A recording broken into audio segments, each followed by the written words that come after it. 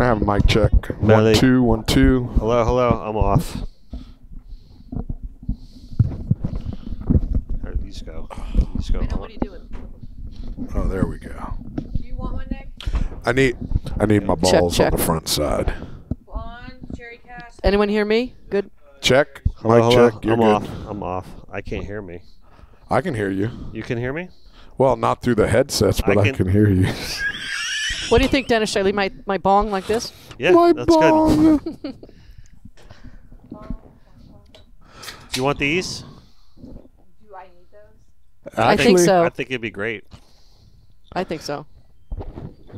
Unless you walk around with one of these on to the table. Okay. Well, that's Listen, that's for us to. depending on where this podcast goes, I might even show off my booby tassels. Whoa, you're going to drop shit. Well, listen, it's Dennis. Hello, you never hello. know. Still off for me. I can. Well, I guess I I can hear No, you. I can hear you. You just need a little volume. Hello, hello, hello. Hello, Jingle that you got. hello, Is my hat on straight? hello, hello. Yeah. It's not- leaning to the right. Oh. So she runs around with all the alarms. That looks like me in the morning. Yep, that's definitely me in the morning. It's pre-coffee. That's Oh, me there on you my go. way to coffee. Except you got the bells hanging on you. You know what? Yeah, well, Face right now when she comes Here. back. She's like a, what's that? Look. All right. grumpy Yeah, face. good. Perfect. Oh yeah, the wave. This The kind what? of wave. This kind of wave. The hat? Oh. No. I can hear it now. It was like this before too. Oh, you did. Oh, okay. So I was earmuffs. earmuff. I might need a little bit more volume too. Earmuffs. That's because I'm deaf as a post. Throw those on. Whoa, Oh. those look cute. All right, feel that on Little- your balls. I'm good. Little did I know this was going to be a lingerie party. There we go. We got. Oh, she's coming with the cocktails. She's coming with the semen. I love your. Mekaleka high. This is it's going downhill fast. All right. Are we rolling? We are. Are you getting one? Yeah, she'll. Yeah. You're not drinking. No, No, I he am says he's drinking. drinking now that he's got somebody to drink with. Because I'm here. He wasn't going to drink. I have a drinking buddy now. He didn't want to look like a lush. She's looking at me mean because she knows that I shouldn't be drinking right now. Why shouldn't It's you fine. be drinking? I have to limit what I drink. That's all. We'll just do one. And we're back. Here we are at Dennis Friel's studio, coming at you live for the Christmas podcast. That's right, ladies and gentlemen. Ho, ho, ho. We're walking down the last week right before Christmas holidays. Ladies and gentlemen, make sure if you do not have a present yet for your family, check out Dennis Friel's studio. Also, a Cardi, Dodge, Jeep, and what? No? How about Papa's Pilar? We can do Papa's Pilar. Hey, you know what? Make some eggnog and give everybody an extra shot of That's Papa's what we didn't do, Pilar. Nick. We forgot the eggnog. Oh no! All Well, right, look at me. I'm not looking. Why can't I look at you? I'm just looking at you because I admire you. All right. So Remember, ladies and gentlemen, we are all connected by water. Yanni's yawning. Yanni, hey, First time I ever said that in my life. Yanni, make sure you have a little Cuban coffee because we're going to be here for a while. All right. So today's guest on the show is, of course, here we are with keeping the holiday tradition alive with the great and powerful Fly Navarro for our annual Christmas episode. Yay! And our mystery guest today this is her third time on the show in the last month and a half. Wow, and a half. A half. I'll take the half. I don't know. I can't remember when that first episode was. Carolyn Stash, thank you. Hey! Everybody's famous or a favorite Santa's helper, right? Is that probably a So good title? this is we missed 1 year. We missed 1 year. But it wasn't even a COVID year. It wasn't a COVID year. It was travel and scheduling conflicts were happening. No. You were in the hospital. That was the only. That's right. That was I it. was in the hospital, and you. Then we tried to reschedule for later, but you're like you have to be in Colorado. Yeah, I had to be somewhere. Yeah. Yeah. That was the only year we missed. Yep. I always tried to come home just Yep. for your podcast. Yep. And then then but I here we leave. are. Here we Yeah. are now, right? And And it's going to be cold tomorrow. Yeah. It's going to feel like Christmas. Tomorrow. It's cold right now. Nah, fuck, it ain't cold. It was below 80 degrees. Yeah, it's going to be, listen, it's going to feel cold tomorrow for like 30 minutes. Mm-hmm. It's going to be like 45 until 7:30, and then it'll be 80. Yeah. That's No, far. it's not going to rise that hard, is it? No, It's not but, going to rise. but it should. What? Whoa! See, I can't- Oh, then behind the bar, And coming in from the back door. we have the antlered world's best bartender, Wah, wah. Carolyn Rybinski. Coach. Coach, Put me in, coach. Hey, you gotta Coach. close your curtain. Whoa. Man, this He whole didn't say thing is curtain, going. so we're good. Red lights. This thing is going bad fast. You see a Rudolph red light I'm back just there. saying the curtains. I open. know, I go like this. It's like fantastic. Oh God. Oh, she Oh. lost her. She's out of here. All right. Welcome. We're already starting this off with whiz bang. So welcome to the Connect by Water podcast, fueled by our very good friends at Papa's PLR Rum.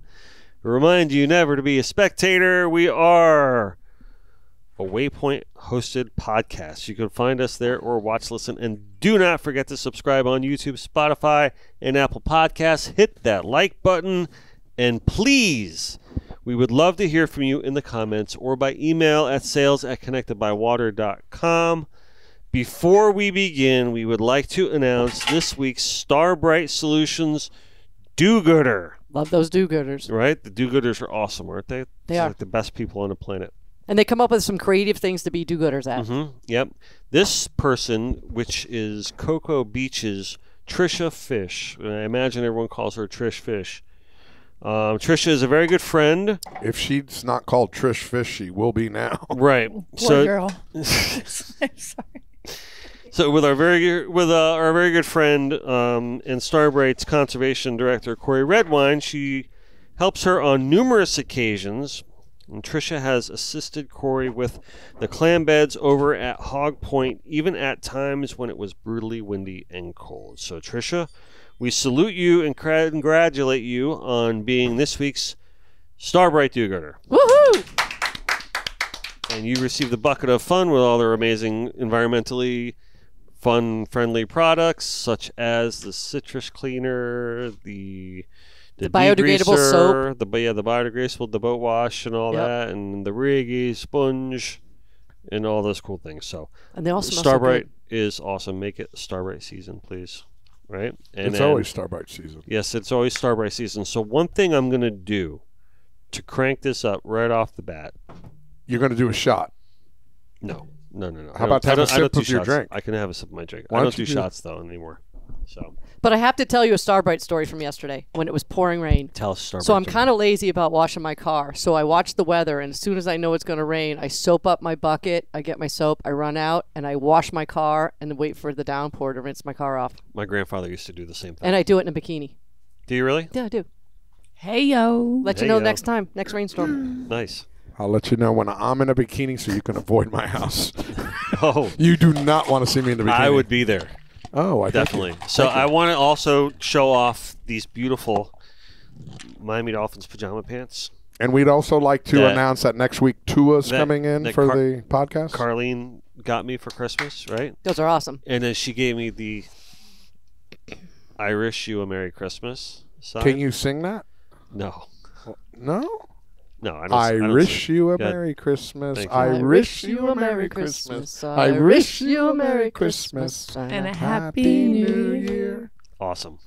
And a shot of Jameson. And a shot of Jameson. So, what we're gonna do is we're gonna start off with questions, Okay. which we usually do them at the end, right? But I'm gonna do them in the beginning because I have a feeling that with you here, He's not going to stop right? talking. What we've experienced in the past is that every question Just we saying. ask spawns this long, Giant giant story. conversation. So we're gonna start off with it and then see where that leads us. All right. Does that sound cool? Sounds great. Sounds Right? great. So our first question is from Jim Chiefy Matthew, Oh, right? And all he asks is, any good shark stories? that's a good one. So it's funny you say that. I just had a conversation about sharks today with somebody over in the Bahamas. and the fact that somebody recently was lost to a shark in the Bahamas recently. It is for paddleboarder, right? Yes. Yeah. Yeah, she was a paddle boarder. And it's kind of funny because I had somebody. Did it happen out of sandals? It might have. I Like, think. I don't yeah, mean to say anything Yeah, no, bad I about don't. it. Yeah, That has nothing to do with it. Listen, here's the They thing. don't control the ocean. I'm not 100% sure. I think it was out of Nassau, Okay. They never really disclose the location, from what I could tell. but I really don't want to put a name. Yeah, I mean, I, don't want to put a didn't mean to do location. that. There's nothing against Yeah, sandals. no, it's they don't, nothing they don't against them. control what happens underneath the surface of the water. So, but I did have somebody on my Facebook page the other day comment, and I posted some random fishing picture, and this person puts up, hey, I'm very pro shark. And I'm like, oh, thanks for following, man. Really appreciate it. I'm very pro shark too. And he's like, oh, it wasn't supposed to be a compliment. I'm like, well, sorry, I took it as a compliment. Right. I mean, you don't know what goes through my brain, why I do the things I do with the whole shark problem that we're having. What I'm trying to do when I put on shark events, when I talk about sharks, the biggest thing I'm trying to accomplish is that we have a problem. And most fishermen and divers will agree to it's becoming a problem. And what I don't want is for people to go out and cull sharks. It's a resource. It needs to be managed properly. And unfortunately, and not to get too much into politics, even though you and I were talking about politics before we got on air, the way Congress snuck in the shark fin ban, they snuck it in. It was Senator Cory Bush from New Jersey. He snuck it in the defense bill. And by doing that, they outlawed the sale of shark fins in the United States. And what that essentially did, for anybody that's not familiar, because of the fact that you can't sell the shark fins, now you literally just have to, once you catch a shark, you cut the fins, you got to throw them away. And where a shark, which would normally be worth, with the fins and everything, would be worth $6 to $8 a pound, is now only worth 25 to 30 cents a pound, because the shark fins are what brought you in the most money. The shark fins, even wholesale, we're bringing in $45 to $70 a pound. So now it was worth people to go shark fishing. Right now in the state of Florida, I know for a fact on the West Coast, there are only 2 commercial shark fishermen left, and they're not even fishing anymore. Yeah. Because it's not worth it. So what it's done, that law, what it did was push out shark fins to the black market. So anybody that wants to buy shark, you're not stopping the trade of shark fins. They're still buying them over in the Far East. So what they're doing is It's like making drugs illegal. Exactly. Yeah. What it's doing is the fishermen in Indonesia and Africa, they're just finning the shark and then throwing the live shark back in the water with no fins on it. So what you just did was made it more profitable. And that's one thing people didn't realize, or maybe they did and they just still wanted to pass the law because of their constituents. But my concern is, like we were talking about this young lady that passed away in the Bahamas, it seems like the last couple of years, and I use Long Island only because they have such a short season. It seems like Long Island gets somewhere between 5 to 6 shark attacks a month during their beach season, which is really July and August. And what people don't understand, especially here in Florida, Florida still has the most shark attacks of any state in our country. But you can go swimming 12 months out of the year. Long Island has only 2 months, and they're getting 5 or 6 shark attacks each month. My concern is, at some point, right now it's a fishery problem. We're not managing the resource properly. My issue is, if they bite the wrong person, the wrong person loses their limb, and now it becomes a tourism problem. Tourism money is way bigger than fishery money. And if people think they're going to start losing tourism dollars, they're going to start asking for culling of sharks. And that's what I don't want. You know, I think it's really interesting, too, that you talk about the whole law that got, like, sneakily passed in. And a lot of people, you only, like, try to realize there's, like, a few ways that could happen. right? And number one is that people just aren't educated properly to the whole topic and the whole issue of what's going on, or even just sharks in general. Yeah. That'd be number one. And then number two, I mean, we talk about, everyone always says, well, someone's getting paid, right? Everyone always says it, right? Exactly. Someone's getting paid, follow the money. So, okay, let's follow the money, right? And how something like that could happen.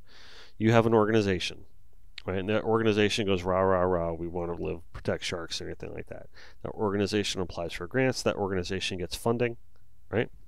So that funding comes to that organization and they're like, wow, we need to justify this, right? So they'll buy a politician with that money. That politician will pass that law and they'll say, look, we passed that law. And then they'll get more funding next year because of all the work that they're doing. So the only thing I'm going to push back on you on that part is I don't think it's necessarily that you're paying a politician as much as when we put on that shark tournament, the amount of people that called me up and threatened my life, I was averaging at the height of it 3 to 4 death threats a night. Right. I don't think it's money being paid into somebody's pocket as much as it's money that is funding people to be able to call and pressure their politicians. So I hear you, but until someone justifies to me how someone can be making millions and millions and millions of dollars on $100,000 a year politician's salary, then I'll say they're not getting paid. No. I'm not gonna. Yeah. Listen, but what I'm trying to say is there's bigger money out there than people that are pro shark. No, I get it. I get it. That's a whole nother. We can talk about big pharma. Right. We can talk Right. about There's the influence, military. there's different things that happen. But I'll tell you what. But those people were crazy. The protesters that were threatening you. No, they were way crazy, and the volume they have. You're talking. So they were able within a week. They were able to get 200,000 signatures to try to cancel the tournament. Yeah. That's a lot of people. Mm-hmm. Where was the tournament, Robert? No, it was out of Palm Beach Inlet. Oh, okay. It was out of just one inlet. And then, I don't know, that week I think I did 12 interviews, 12 news interviews. I did, I think, 2 documentary interviews. People came all the way from, I had one guy that came all the way from England for a documentary. And afterwards, I still, they just did one on, what is it, Channel 25?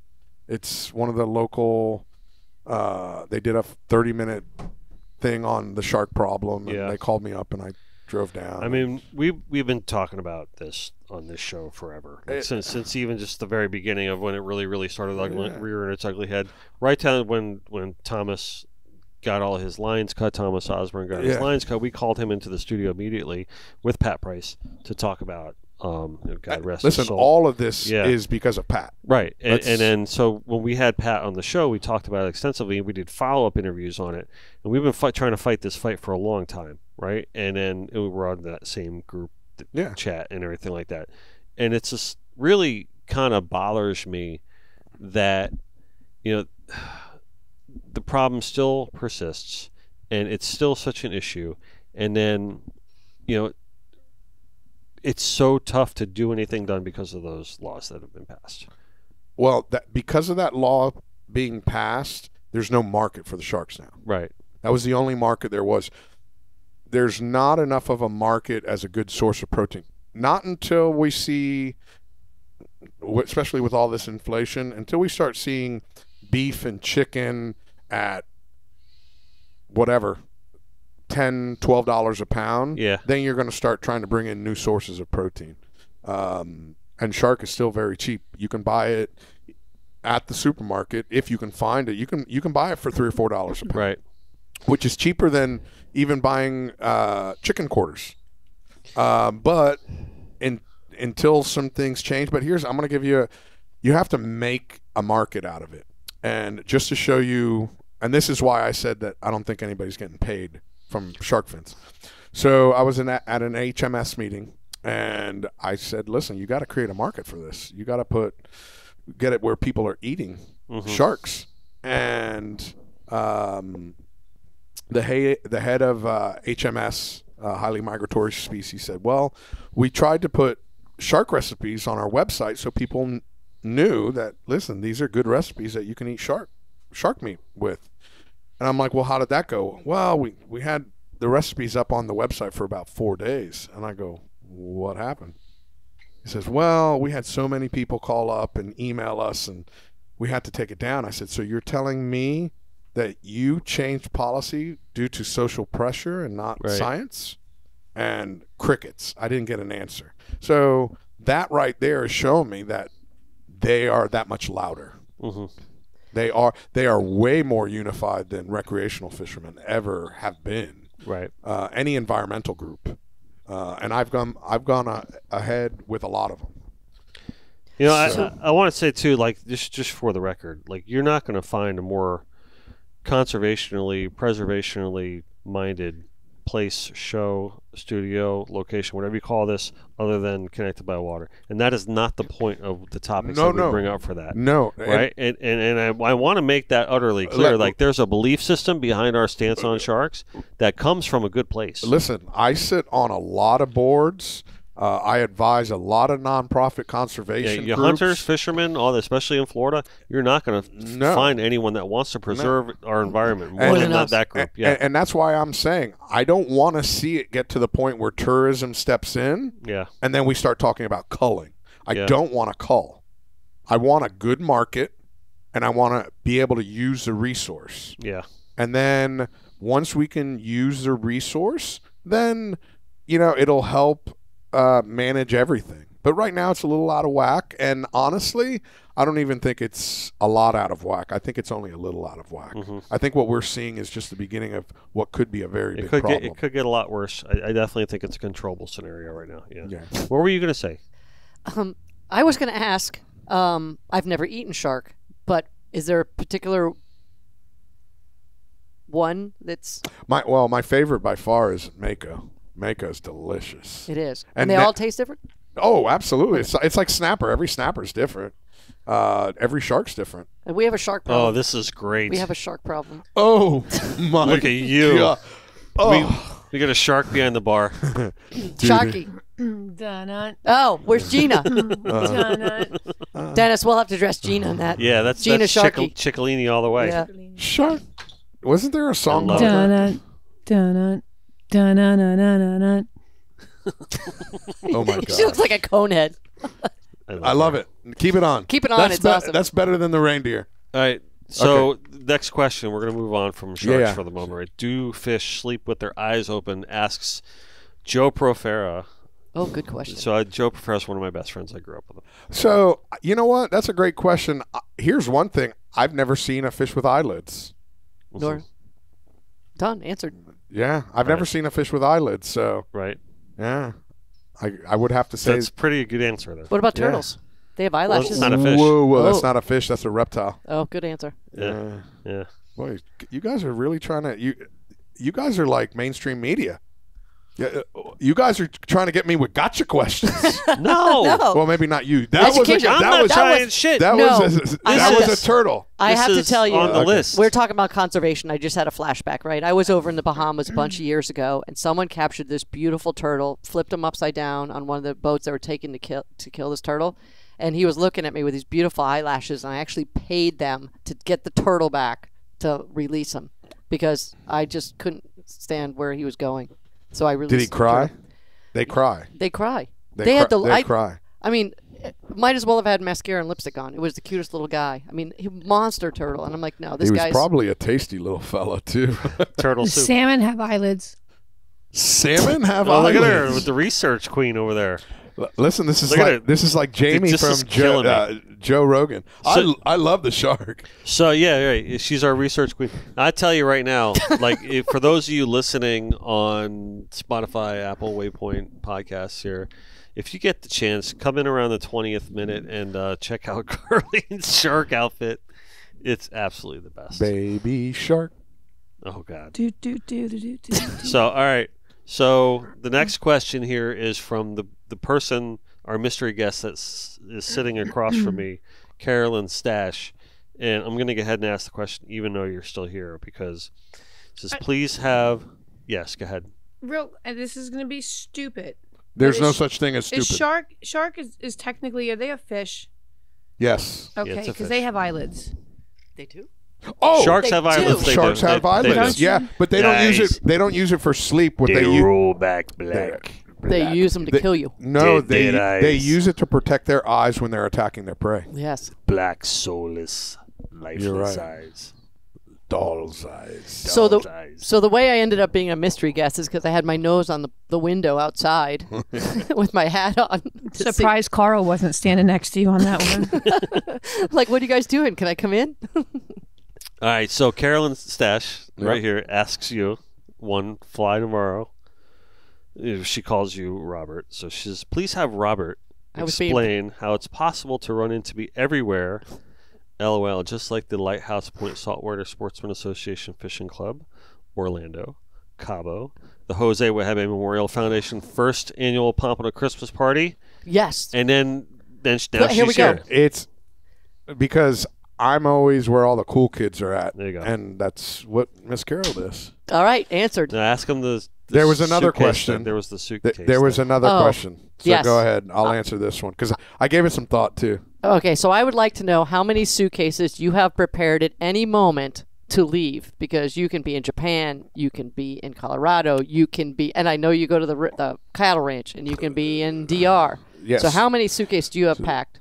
Right now, I only have one packed, and really I'm unpacking it. I'm getting ready to repack another one. But when I first started on this crazy whirlwind, once I came back from Hawaii and I just started flying around fishing with people all over the place, there was one time I got back home. I had been on the road since, I don't know, June or July. It was right after the World Cup, so it was July.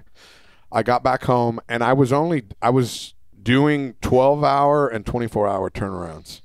So literally I would come home, I'm home for 12 hours, wash my clothes, and I got back home, I don't know, it was right around Thanksgiving, and I had 9 duffel bags on my floor where literally I would just open them up. I'm like, oh, I need this, let me wash it, put it in another duffel bag and go.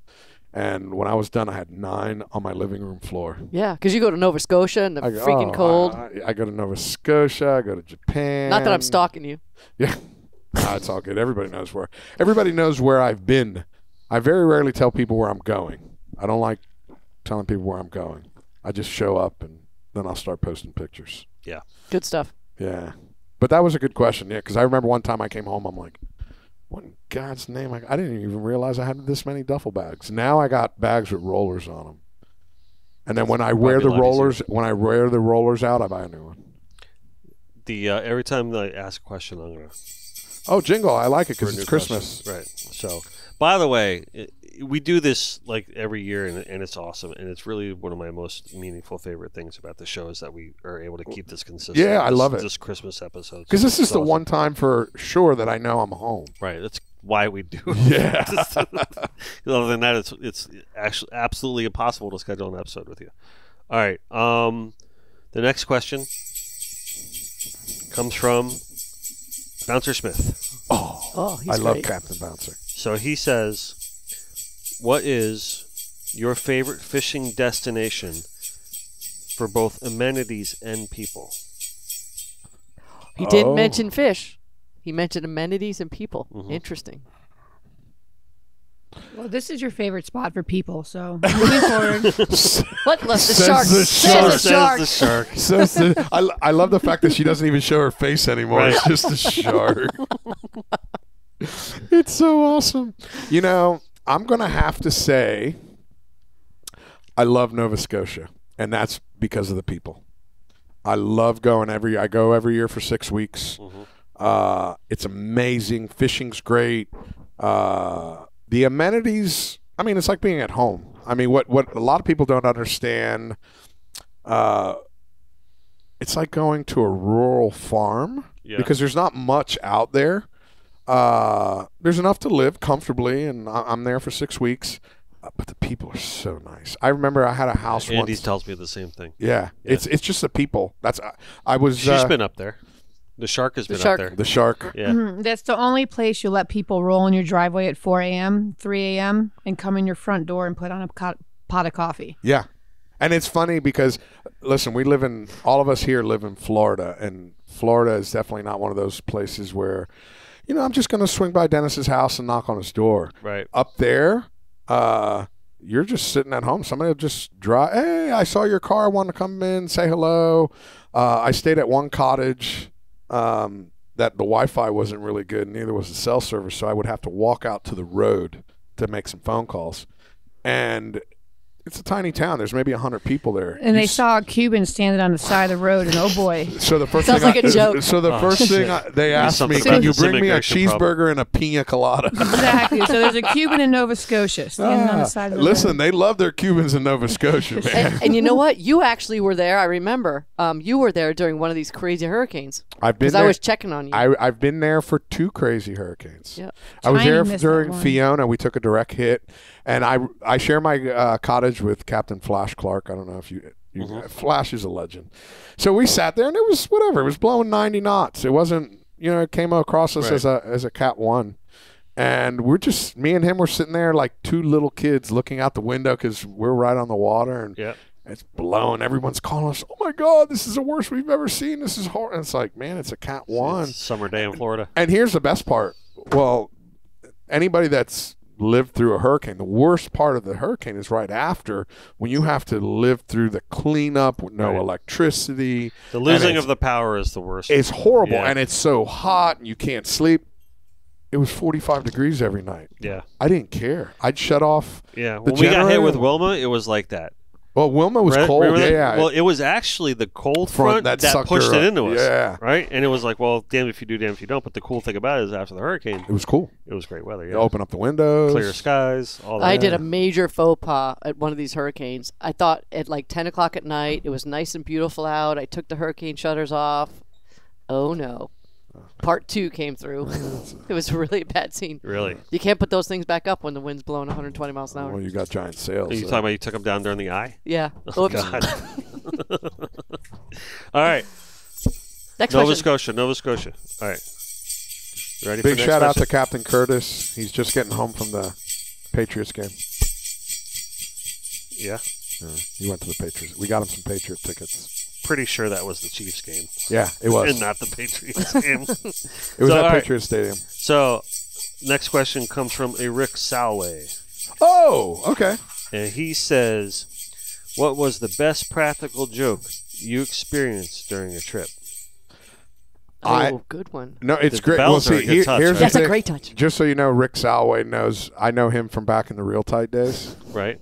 So now my question is, did I experience that somebody played on me, or that? So I think it's a blanket thing. It's a okay, so blanket thing. we got a couple of them here. I'm going to go ahead and throw some shout outs to a lot of people. So there was 1 year, Pete Buenas, and there's a lot of people that are listening to the podcast that knows Pete Buenas. Pete he's a very well-known character in this industry, and he has a lot of funny idiosyncrasies. So we had Jim run cover for us. Big Jim was still alive. And we had him run cover for us as we climbed up Big Daddy's tower, cut down his Greek flag. Very proud Greek man. Mm.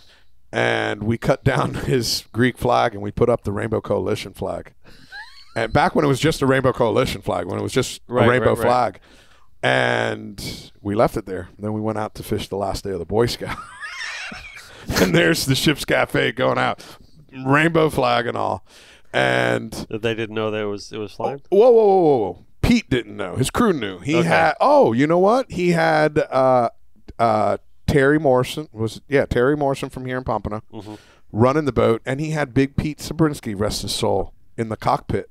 And Pete Sabrinsky, right before lines in, Pete Sabrinsky goes to Pete Buenas. He goes, that's pretty big of you coming out like that. He goes, what are you guys talking about? And he points to the flag. He goes, what the hell is that? He goes, that's the gay pride flag. He goes, that no good fucking Lambert. He knew exactly who it was. So he ran up on the ladder and he told Terry to get out of the way. He says, I want to run the boat. We're going to ram the Real Tight on the North Drop. So he's like, you're not going to ram the Real Tight on the Right. North Drop. And so the rest of the day, nobody really knew what was going on. So every time the ship's cafe would hook up, Terry would get on the radio. He's like, yep, this is the Rainbow Cafe hooked up right now. And, oh, wait a second, big shout out. This is for you, Sharky. This is for you. When it came time to call in your request for the awards banquet, he says, how many do you need for your table? He got 1 Rainbow Warrior and 6 seamen. Global semen, thank you very much. Global. So that was one of my favorite practical jokes, and that's just one. What's the second one? Oh my gosh, there was You one say you time. had 2? Oh, I've got 2,000 2 of million. them. Yeah. There was one time in Ocean City, Maryland. Me and Randy, we would sit there and put quarters on people's hoses. Typical hose joke, you just put the quarter on it or a washer. Well, we got so many people on the dock that everybody knew the quarter trick. So there was a real dead low tide. So we went and got on the raft and got up under. Being Cuban, I'm really good on rafts. So we got underneath the dock and we shut off the water valve to the whole dock. So when everybody came in from fishing, there's no water on the dock. So everybody's checking for the quarters. The entire dock keeps opening up their hoses looking for quarters. And there was no quarters. We just shut off the water. Awesome. Oh my God, it was great. Dude, I did a project for Marlin Magazine once where they commissioned me to do all these spot illustrations for this editorial piece that Sam wrote. And what it was the best practical jokes that were played on different captains throughout. And there was one where I can't remember each captain's name. I can't remember who was who, but there was one where this one captain was bragging about, I'm catching all the white marlin this week. Oh, he was at the bar at the end at the dock, you know what I mean? And he's like, oh yeah, I caught so many white marlin, and no one else was catching white marlin that week. And he got so cocky about it that they got all pissed off about it. They're like, okay, we'll see how this goes. So they hired a mariachi band to greet him at the dock at the end of every day when he came in. Right, like and it's like, oh, so many white marlins, so many white marlin, like that, and to the point where the guy's like, man, these guys need to, whatever. First day he walked by them, second day he comes back, right? Mariachi band's there again. They hired it, and they white marlin, playing the mariachi band. Guy starts trying to pay these guys just to go away, leave me alone. and they think they're getting tipped because none of them speak English.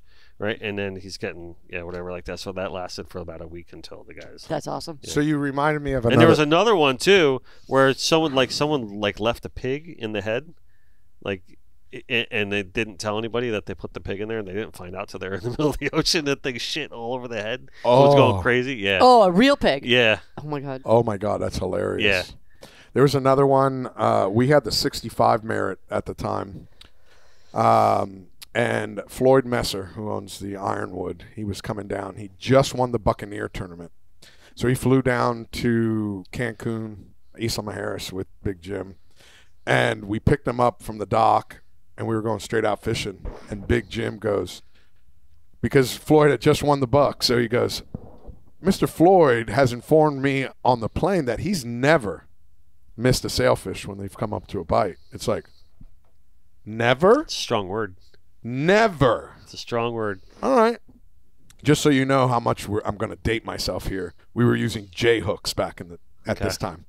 So they had $100 bet for every fish you catch. It's $100, and then whatever the difference is, they pay each other off at the end of the day. Mr. Messer had the right side. Big Jim had the left side. Mm-hmm. So as we put the spread out, we get our manly mashers and we straighten out the hook and we put the bait out. Well, when a sailfish comes up and you go to drop it back, right, you're missing to it. Get hooked on, yeah. So when he gets a Sancocho, get another bait, straighten out the hook, drop it in the water, say, Mr. Messer, I'll reel in the Sancocho. Here's the bait, put it out. Hook's already straightened. By the time it comes up, you just unclip it, sink it to the bottom, goes back up, another fish comes up, miss it.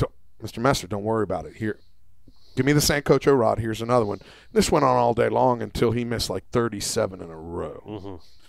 And Jim, I don't know what he won that day. Probably won like $4,000. So the next day, we're like, boss, again? He goes, let him catch a few first, get his confidence back up, and and we'll do it. His confidence was so fucked. Right. He missed, I don't know, he missed my like God. another 15. And then, I mean, it was so bad that when he's trying to set the hook, he dings the varnish on the half round. And Eddie yells at him, I'm filing a fucking protest. There's no way you could have won the Buccaneer. You suck so bad. No. It was awesome. It Was awesome. Yeah, no, there's no shortage of practical jokes. That's hot. Rick, thank you for that one. That's awesome. All right. It's a great question. Next one Shake it. comes from our very good buddy, Jason Tiny Walcott. My man Tiny. What is the craziest thing you've experienced while fishing in the Middle East? And we're not talking about Ohio. Yeah, no. That's the Midwest. That's not really. Depends where you. Yeah, no, I got you. Oh man, you know, and what's the word again? Is it? I want to reread that question. Weirdest. What is the craziest thing? Craziest. You know, so for people that don't know, I spent a lot of time in the Middle East. Other than COVID, I usually go to the Middle East. I would say on average anywhere 3 to 4 times a year. I was just there in November. I'm going again at the end of January. I was in Dubai. I have a follow-up question to this, by the way. Yeah, not a Good. problem. You want to ask me now? So this last time when I was in Dubai, we were fishing the Fujairah Offshore Championship, and on the last day of the tournament, it was hot in that suit, wasn't it? And for a second there, I thought it was just me in the room. Wait till you put it on. Hating yourself, Fly. I do like that outfit. I did like the shark outfit. I did too. I have some pictures on my phone. We were being circled by an Iranian warship. Whoa. Yeah, and I wasn't Really? concerned. Well, I'm off of Fujairah. I'm fishing the Gulf of Oman, so it's right between the UAE and Iran. So Right. it wasn't out of the ordinary, except with everything that's going on right now. You were circled? They were just circling the fishing area. Yeah. Yeah, Okay. they weren't circling us. Okay. The fleet was out there fishing. They were just patrolling the area. Okay. We were 20 miles offshore, so we were maybe 30 miles from Iran, or should I say Iran? But it was like, and I started taking pictures because it's kind of neat. And then I'm like, you know what? Maybe I should put my camera down. Right. Because I could be in somebody's crosshairs right now. But no, I didn't feel. I wasn't.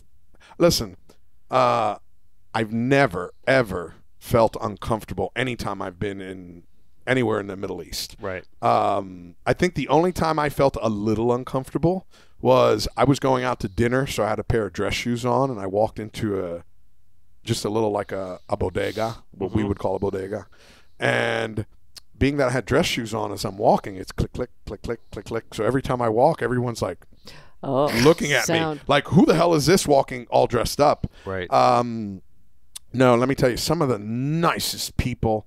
The first time I was in Saudi Arabia, the guy I was with, he's like, hey, I have to go somewhere. Do you mind grabbing an Uber to get you back to where you're staying?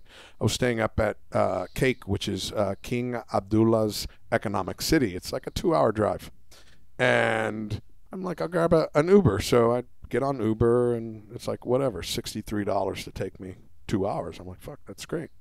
So we're going. I'm talking to the guy. Doesn't speak very much English, but a little bit of English. And my Arabic isn't great. I can get basic stuff in Arabic. And when he found out I was American, he's like, how are you paying? Are you paying cash or are you paying credit card? I said, I'm paying through the app, credit card. He goes, please cancel. I'm like, no. He goes, please cancel. You're a guest in my country. I want to give you a free trip. I'm like, dude, you're driving me 2 hours, and then you got to drive 2 hours back. And he's like, no, you're a guest in my country. That's happened to me 4 times. Really? 4 times. I've been in a cab where when they find out I'm American, they want to give me a ride for free. They love Americans. In the fishing Do you community, think that they don't want anything tracked to their business, like with American dollars at all? I'm sorry, say it again. No, No, because you know what I'm saying? No, No, because I'm not doubting your sincerity on what you said. no. But is there a possibility where they're just like, we don't want any American digital currency? No, attached it's to not. this That was the business? only Uber one. Okay. The rest were just regular cabs, and I was playing with cool. Reals. Nice. They just knew I was American, and they wanted to, as a guest, Yeah. offer Show me the something. gratitude. Yeah, show Yeah, that's gratitude. awesome. Yeah. What was your question? My question is, how do you get invited? Like, people love to fish. People want to travel the world and fish, and you do it, which is really, really damn cool. So someone calls you and says, hey, come to Dubai. You got to fish a blah, blah, blah. And what are you fishing for over there? Oh, That's a good question. That's a great question. I'm sorry, I went off your script. No. There's no And script. you have a follow-up as well. So in Dubai, when we fished in Fujairah, we were very fortunate. We ended up winning the tournament with a black marlin release. It was a black marlin catch. Let's call it that. The black marlin ended up dying.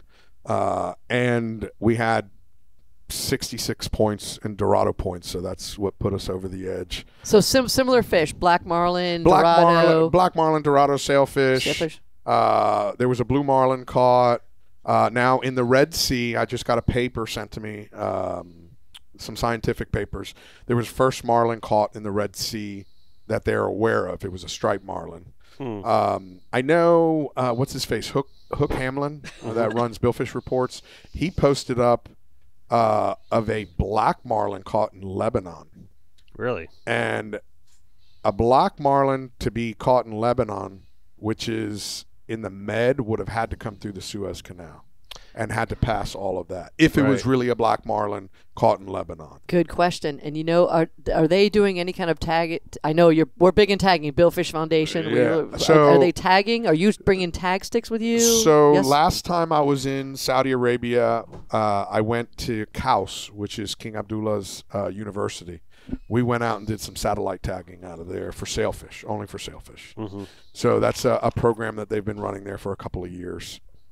So it's all new. Right now we are, and I say we, me and my business partners, we are looking to introduce recreational fishing to the Kingdom of Saudi Arabia. Right now they have a economic project called Red Sea Global. They've invested $2 trillion on building this city.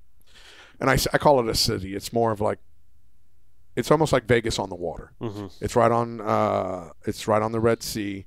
They're going to have something like 3,700 hotel rooms. Wow. They just opened the new airport there, only domestic flights right now, but they're looking, they see what Dubai has done as it's become a tourist destination. They have a lot more natural resources than Dubai and the whole UAE. So they are looking to attract people to come to Saudi Arabia as a tourist destination. There's a lot of cool things to do. There's mountain climbing there. There's great diving. Fishing's good. So they want to build out recreational fishing as a whole. Before COVID, I was helping out the Saudi saltwater The tournament stuff, right? sport federation. I helped them put on the first ever international fishing tournament in the history of Saudi Arabia. But I was also helping them because of the fact that I work so hard in conservation. I was trying to say, listen, before everybody comes in here and starts fishing, you need to start putting some regulations in here on what people are allowed to keep, what people are allowed to do. Like when we put on that international tournament in 2019, one of the things that I implemented was sailfish. You can't pull them out of the water. Don't pull billfish out of the water. It's going to kill them. Right. So that's one of the things that we implemented for that tournament. And that was something that I wanted to implement nationwide, kingdom-wide, just to protect their resource. They've got 1,100 miles of living coral reef. I mean, it's beautiful. It's outstanding. It's amazing. Probably not much pressure on that reef either. There's no pressure. There's no boats. That's another thing we're trying to work on getting over there. So there's a lot of cool things. I mean, everybody knows my background in fishing, and I've been in business for myself now, going on 10 years, 9 years. There's so much that I've learned in business, especially going over there, and it's so neat because you can appreciate this as an artist. It feels like a blank canvas. There's been no pressure, and you want the country to not only enjoy what they have there. You want people to stop there to enjoy what that country has to offer. It's a beautiful country. The people are beautiful. So the follow-up question Okay. that I had was not even really so much a question, more like a follow-up conversation. Okay. Right? So I want to bring up one thing, and I was actually thinking about this earlier today, and I'm glad we brought up all this stuff because it makes me kind of revisit that in my head. So, and I want to get your perspective on it. So when the Live Golf thing happened, right, to the PGA Tour, and there was a hard stance against it. And one of the arguments was, how can you support Saudi Arabia and all this other stuff in light of different aspects of things that have happened in recent events and everything like that? And I wanted to talk to you about this, right? Because I don't ever think that any situation, even the shark stuff, is so black and white. Nothing is black. You know what I and white. mean? So, and I really thought it was kind of a weak argument to be like, don't support Live, it's Saudi Arabia, period, end of story. And it's just like, well, you know what I mean? Because there is an argument to be said for, and now you're seeing a little bit of it when we see who went over to Live, and especially with this John Rahm thing that just happened. That was huge for the whole thing, which to me was the straw that broke the camel's back, no pun intended. But you know what I mean? I think that was the last gauntlet that fell. I think that really is going to just end the argument. Like now that John Rahm has gone over to Live, like I'm expecting Rory to go over there now at this point. Like I would not be surprised if I hear that announcement. Hold on, let me. Yeah, no, go ahead. So the way I kind of look at it, because now you're looking at the PGA, it's like, okay, well, you were just kind of saying these things to protect your own interests, right? Because at the end, the players are the ones that got screwed because you made them become loyal to you in that regard, right? That's just kind of my thought on it, right? So, but if you look at like the Saudi stuff that you're doing, and even just Saudi Arabia in general, what can you tell me that is against everything that I just said from a standpoint of Saudi Arabia done? Don't even deal with it. All right. So the one thing I'm going to tell you, where I'm going to start off with is, and that comes from a good place. No. I know it's coming from a good place, and I want to tell you what I'm going to tell you the conversations that I've had as a general. And I tell you, my overall point is because we're all connected by water. We all. Right? 100%. So that's kind of what I was getting at. So let me go.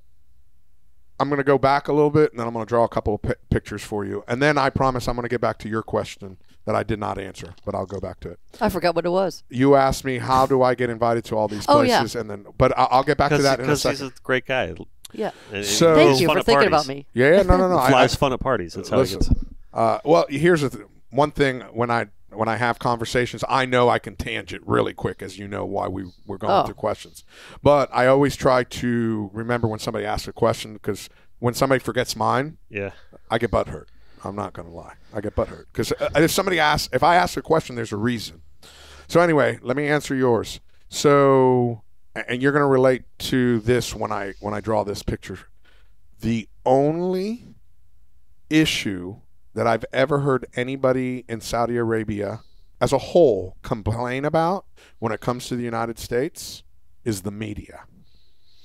Well, we all have that issue. Exactly. Yeah. So if you were outside, at least you should have that issue. Well, here's the thing: if you're outside of the United States and you see, and I'm going to be 100% fair on it, even though you know where I stand. If you're outside the United States and you see BLM riots and January 6 riots, what are you going to think about the United States? You're going to think we're in chaos. We're a bunch of chaotic people. During the craziness. Well, we're not really. It's a few small groups controlling the narrative. There you go. There you go. Right. That same thing. Few small groups that control the narrative. That's it. That's all it is. There are certain things, and I've had conversations, and I'm not going to go into those conversations where, hey, we've been boycotted because of certain things. Well, listen, this is your beliefs in your country. I'm in my country. I don't want somebody to come to my country and tell me how to live. Right. I'm not going to come to your country and tell you how to live. If these are your beliefs, then those are your beliefs, and I'm going to respect you for them. I may not agree with them, but I'm going to respect you. Just like when I go to... When in Rome. Yeah, when I go to Japan, they have certain I'm a loud, obnoxious Cuban. But when I go to Japan, I'm quiet.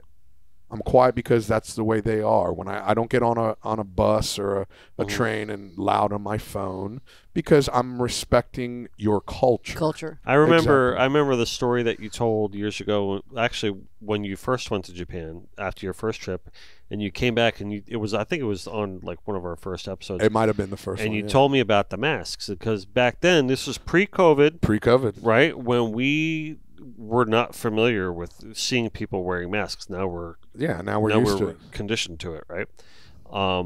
But you were telling me like the reason that people over there wore it wasn't because they were afraid of getting disease or anything. Is they might have just been recently had a cold and they were doing it out of consideration for others. 100%. And I thought that was actually pretty cool reasoning. Whereas we probably do it the opposite here. Yeah, but same thing. Yeah, but it's cultural things that. It's a cultural thing. My point. My whole thing is, so I got a couple pictures on my social media, and I'm really proud of it because we had such a good time when we fished the Fujairah tournament. I was the only American on the boat. There was 5 Saudis on there, and the day that we weighed our fish.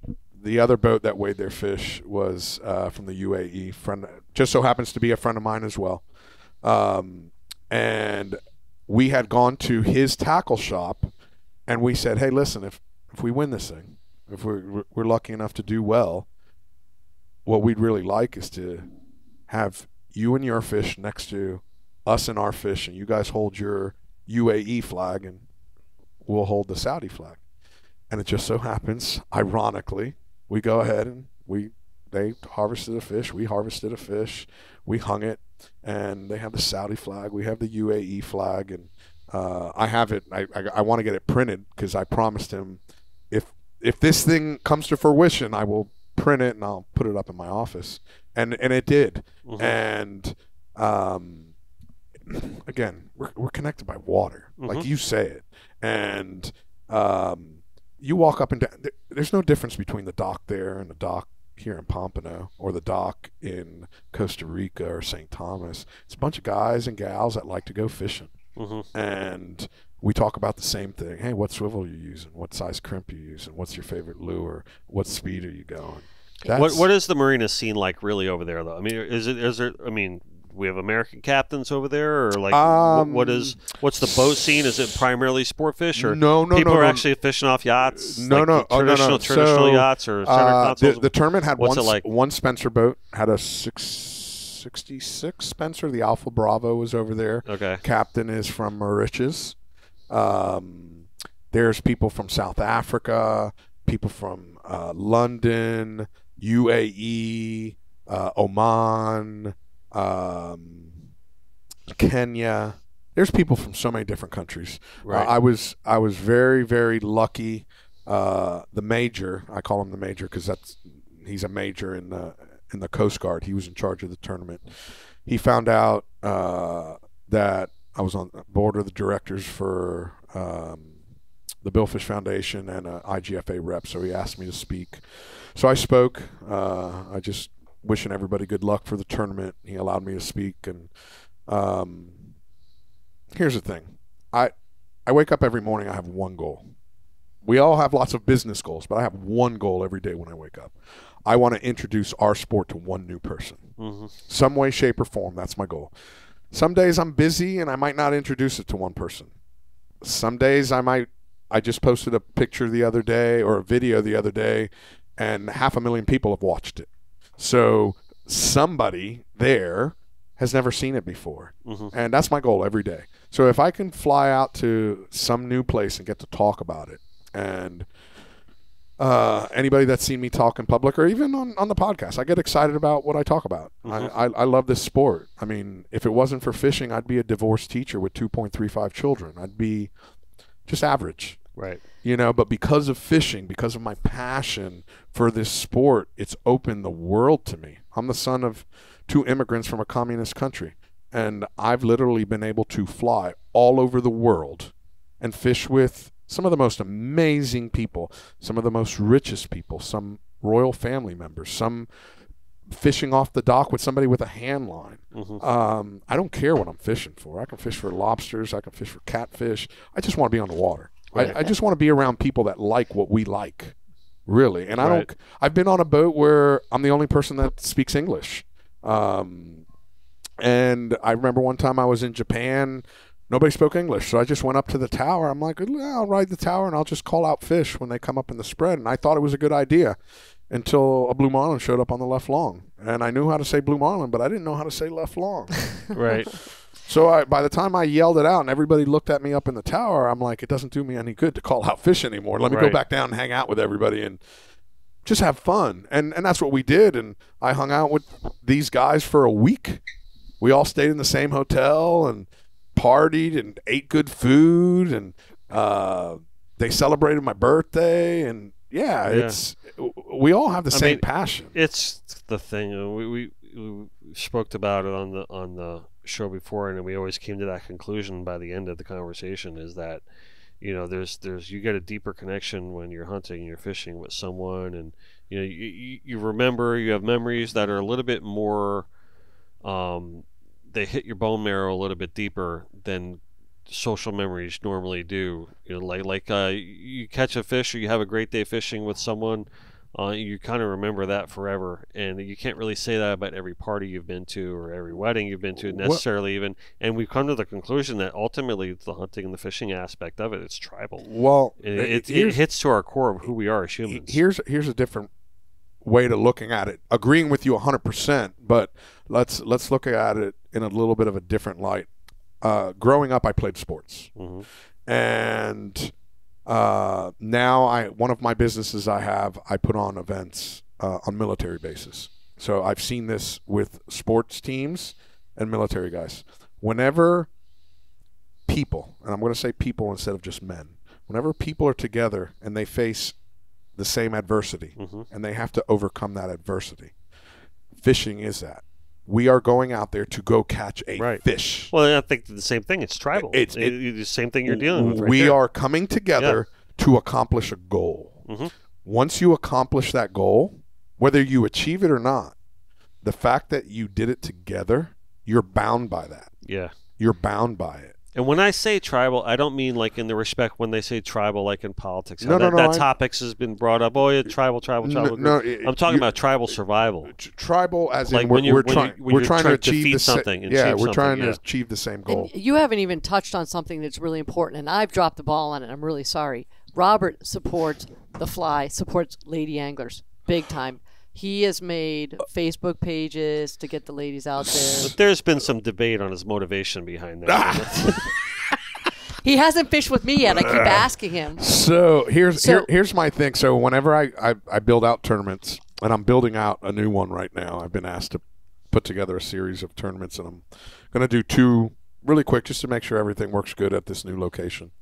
I don't give out angler trophies. I don't give out top angler trophies because it's a team sport, except for women and children. I'm a very big proponent. I started, and one day it will be my foundation. It's Kids in the Fly Zone. I just want to get kids out fishing. And one thing that I've noticed in my fishing career, when dads go fishing, sometimes dads just want to go hang out with their buddies. But when moms go fishing, all the kids come, all of them. And you got the ladies. Yeah. So my biggest thing is I always give lady trophies at my tournaments. And if I would love to put an all ladies tournament on just for the sake of doing it. Because if moms don't go fishing, kids, you're just not going to get as many kids. And that's a big deal. I don't have any children. So it's, for me, legacy means so much more because I don't have a biological legacy. So for me, it's really important who's going to carry on my beliefs of getting more people fishing. So that's why I'm a very big proponent of ladies fishing. And I'm going to just voice out here that I'm everywhere. So when you need help, I'll be up there in Palm Beach. Thank you very much. Nice. Listen, who says that I'm going to do it in Palm Beach? I like the logistical nightmares of making it outside the country. I really do. Done. Everybody and their brother can have a tournament here in Florida. I like people. That's one of the reasons. There's a book I have at home. I'm trying to remember off the top of my head. I think it's called Blue Strategies. Blue Ocean Strategies. Okay. It tells you about, instead of competing in a saturated market, find markets that nobody's competing in. That's why I put on tournaments in Saudi. I put on tournaments in the Seychelles. I put on tournaments in Japan, because it's not saturated. I find a spot where there's nobody, and I just build. I don't mind the logistics. Again, it also helps that I'm not married. I don't have children. It's not like I got to get back home. Listen, I jump on a plane. Somebody called me tomorrow. Yeah. I can jump on a plane. That is a factor. I mean, I can speak to that. I can speak to that because, I have kids that are young and responsibilities at home. Yeah. And in this business, we're in the same business. Yeah. I get invited everywhere all the time. And it's, I have to say most of the time, no. Just because I have, I don't want to be a deadbeat dad that's never been home and all this stuff. I can't do that. So with it's not the promise that I make. No, your thought process changes. Yeah. Oh, it's 100%. not that you can't. You kind of don't want to. No, it's exactly. like you want to be home. As crazy as it sounds, you want to be home with the kids. Yeah, you do. So And they are cuties. with that, I just want to segue back to her original question, because that's exactly, you get invited. I get invited a lot of places. When I worked on the Reel Tight, we were fishing 200, 250 days a year. So I get invited to fish all the time. I didn't have time. And then when I went into business for myself, my original business was a social media marketing and promotion company. So I needed pictures, as many pictures as I can get. So I needed to go fishing. So people started calling me to go fishing. And I would constantly post pictures on social media. So people were constantly, hey, come fishing with me, come fishing with me. It just happened yesterday. One of my, I consider him a friend. He fishes the World Cup every year. Samir lives in Senegal, and he just caught a beautiful bluefin tuna. I don't know what the weight was. I'm going to guess it's somewhere around 600 pounds. Caught 2 blue marlins and a beautiful bluefin. And I'm like, man, what a nice bluefin. He goes, I'm waiting for you to come fishing with me. I go, and this is the same thing I say to everybody. What's the best time of year? And what's the airport code? I don't ask, what are you paying me? I don't ask, get me my ticket. I just say, when's the best time? And Airport code. And what's the airport code? I've been at the boat show sitting there. Somebody said, you're that guy on Facebook. I'm like, yeah, I guess I'm him. I don't know who you're talking about, but you're Fly. Yeah, that's me. I want you to come fishing with me in Abidjan. What's the airport code? And what time of year? Yeah, see, that's the thing. I don't have that luxury. But one of the greatest lines I've heard recently was by Ray Rocher. We had him on the show for his IGFA induction episode. Was, don't invite me, I'll come. That's That's good. Yeah. I had a guy one time invite me to go fishing. Like if you're going to invite me, you better be invited because I'm going to come. I had a guy. I'm going to give him a shout out. It's Wild Goose Chase Outfitters out of London, Ontario, Canada. Reached out to me on Instagram. He's like, would love for you to come fishing with us to catch some steelheads. Right. And I'm like, what airport do I come into? And where can I stay? Yeah. And I knew what time because they have a very limited window because of the winter.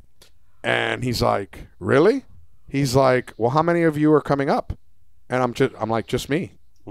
And he goes, well, you could stay at my house with my family. I'm like, okay, I'll be there in 4 weeks. I'm done tuna fishing, and then I'm helping raise some money for cystic fibrosis, and I'll fly right up from South Carolina. And I did. And I showed up right at his house. We were tying flies. We were tying salmon eggs. And he goes, I invite so many people. Nobody's ever taken me up on it. And he goes, I thought you had a whole camera crew. How do you take all these pictures? I go, this box right here. I had my DSLR. I had 6 GoPros. And I go, I just clip them on everywhere I go. And I go and I meet people. And I talk to people. And honestly, all of that has helped me out in business because as you're sitting there talking with people, you come up with new business ideas and new things. And that's how I got all that. I went to Saudi Arabia to teach people how to rig baits and wash boats. And next thing you know, I got asked to put on a tournament. That's awesome. Yeah. So if you invite me, I'm going to go. Right. If I can make it happen, damn straight I'm going to go. And I don't care what it is. I'll go salmon fishing. I'll go trout fishing. I had a friend of mine, I remember when he was born, he saw me actually right after that trip to London, Ontario. He goes, how can you fish for bluefin tuna one week and catch rainbow trout the next, and you're just as happy? And I'm like, because I love this. I love this. I love being on the water. Right. I love being around people. I love talking to people, talking about our sport. So, yes, that is... Thank you. You're very welcome. Those are my two questions. As soon as somebody says something, what's the best time of year? Right. And what's the airport code? Right. I need to... I want to know the airport code. So once I got the airport code for Senegal this morning, I found all the best routes. And especially before COVID, what I would do now, I'm a little bit busier now, but I would try to put 2 or 3 trips together. Like I would fly to, let's say, London, and from London I would fly to Senegal, and then I'd fly back to London, and then I'd go fish in Barcelona, and then I'd try to, one week I'd fish with somebody in Senegal, and next week I'd fish for bluefins in Barcelona. Right. And that way, the most expensive part is crossing the Atlantic. You know what I want to do, because I have an open invite. I have an open invite with you to go to Japan, and I really want to do that. Bro, come on. Yeah. Anytime you want. So my business partner over there, and for people that don't know, I have a logistical contract with the military. I can sell food and beverage to military bases. But because I like putting on events, I use events to promote my products that are in the PXs. Yeah. So right now I have a container full of bourbon and vodka sitting in Okinawa, That's Japan. Awesome. And my business partner over there, he was in the Marines for 12 years. Now he's a private contractor for Lockheed Martin. We started this company. But one of his other companies he has over there, he runs charters. He has 18 charter boats. Come on. Yeah. So he doesn't own the charter boats. What he does is the Japanese commercial fishermen, he will pay for their day, what they would normally make on average, and he leases out the boats, and then he sells seats. He can fit, every boat's different, anywhere from 12 to sometimes 17 military guys on the boat, and he takes them out fishing, catching tunas and dorados and marlin. Oh, that's great. Gives them a little R&R. Yeah. So I went out one time. First time I went to Okinawa, and this is, again, I'm dating myself. This is the best part. So I'm on a boat, and there's whatever. Let's say there's 18 guys. Maybe there was 20 of them. To me, they're all kids. The only person I didn't consider a kid was the gunny.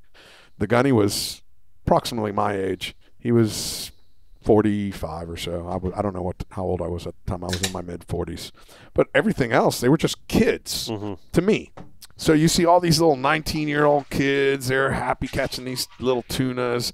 And there's like this 32-year-old kid who's missing all these fish. Just whiff one after another after another. So I'm really riding this kid. And they're all Marines. So you got to be tough when you're a Marine. So I'm riding this kid hard. I could only imagine what you're saying to this guy. And I was getting egged on by the young kids as well. I had a cheering crowd. So I finally, I wasn't even talking. My business partner's working, and this was even before we were business partners. So I go to the gunny because we're about the same age. I'm like, man, these kids really like me ribbing the guy.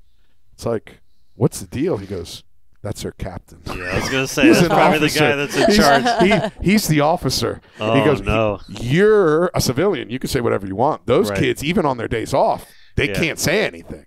And I'm ribbing the captain all day long. And listen, it was all in good jest. It wasn't, it's no different than any of us being on the docks teasing people. It's like, really? You missed that fish again, as hungry as he was? How do you backlash a spinning rod? Seriously. How do you backlash a spinning rod? And they put you in charge of our freedom? Right. What are you kidding me? Oh, no. Just little things like that. But really, we had a great time. What, do you use, a straight hook? That's awesome. And it's one of the reasons why I love doing that work with the military. Yeah. Just because of the kids. And I call them kids because to me, I look at them, they could all be my kids, the guys and the girls.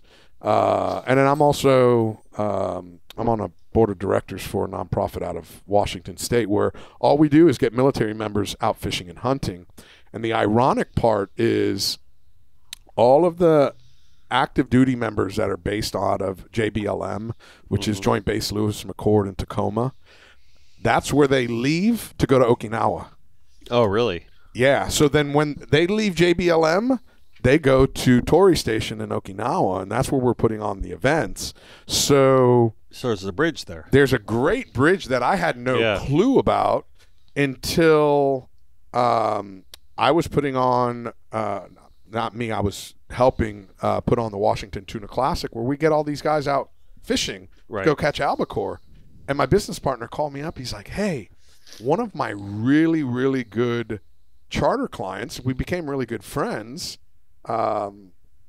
He's up at Joint Base Lewis McChord. Do you think you can get him out on a boat? And I'm like, damn straight I can. Yeah. So I lined them all up, and I just saw him again this year. He goes, you know, since you introduced me to these guys, I am now part of their fishing team, and we go out every weekend we can. Really? That's every awesome. weekend we can. That's cool. So are we double dipping? No, I am. Okay. It's okay. I'm all about content. Just taking B-roll. B-roll. B-roll.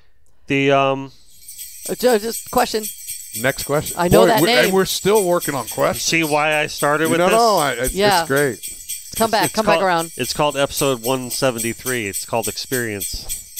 It's Fly talks a lot, and he never shuts up. So we're just going to start this right off the back. I remember We hear that. That's shut up. the last time I found myself just blowing through questions at the end, and that's not cool. You know what I mean? So I just want to give each, like this next one from It's like poking a dog. Like, okay, think about the next former IGFA president and Father's Day episode, Michael Leach asks, how much did the World Cup pay out to one winner last July 4th? Okay, so last year's winner was a new record.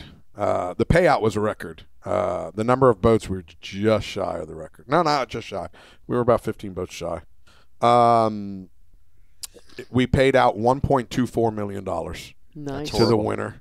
But it was a great story. So normally, first of all, I'm usually extremely before we even go back, let me give a big shout out to Mike Leach. I love the guy. So Shout out to Mike Leach. Mike Leach, his son fished with me on the Real Tight Pork Chop, fished with me on the Real Tight for 9 years. We shared, and I know I've said it on this show once, and I'll say it again. I was the only person that Pork Chop knew on the boat. So when our first night in the Bahamas, I'm in my bunk. I'm getting ready to go to sleep because we're fishing in the morning. He opens up the door real quietly. He goes, hey, man, you mind if I crash here tonight? I really don't know anybody else. I'm like, yeah, man, not a problem. Little did I know he's going to be there for 9.5 damn years. I couldn't get rid of him. No, I love the kid to death. I actually introduced him to his wife. I walked in his wedding. No. Cool. I love the family, and I owe Gussie a call. But big shout out to Mike because he helped me get this the spot as director because I wanted to buy it so bad. I wanted to buy the World Cup because I thought it was a cool tournament. It was a great tournament. And it's funny. And next time Mike's here, you can even ask him. My first year running the World Cup, because I just plugged it into my social media machine, with WhatsApp and Messenger and Instagram. We were sitting there, and it's 1 o'clock in the afternoon. And it's like, man, it's so quiet. We've never heard the phone so quiet. I'm like, what, are you kidding me? It's one of the most epic bites ever off of Bermuda. I've gotten reports from at least 23 boats releasing fish. And it's like, but the phone hasn't rang. I go, oh, because everybody's texting me. They're WhatsApping me. They're messaging me. When Cape Verde, the My Victoria, when they hooked up their fish 2 years ago, I got a DM on my Instagram page. Hey, the My Victoria's hooked up. So I keep two phones. I keep my laptop, and it's just like Grand Central Station. But that's got to be a crazy day for you. Oh man, I love it. Yeah, it's a crazy 2 months leading up. May and June are crazy, but I love it because, again, going back to this is what we love. We love fishing, and almost like my first love is blue marlin fishing.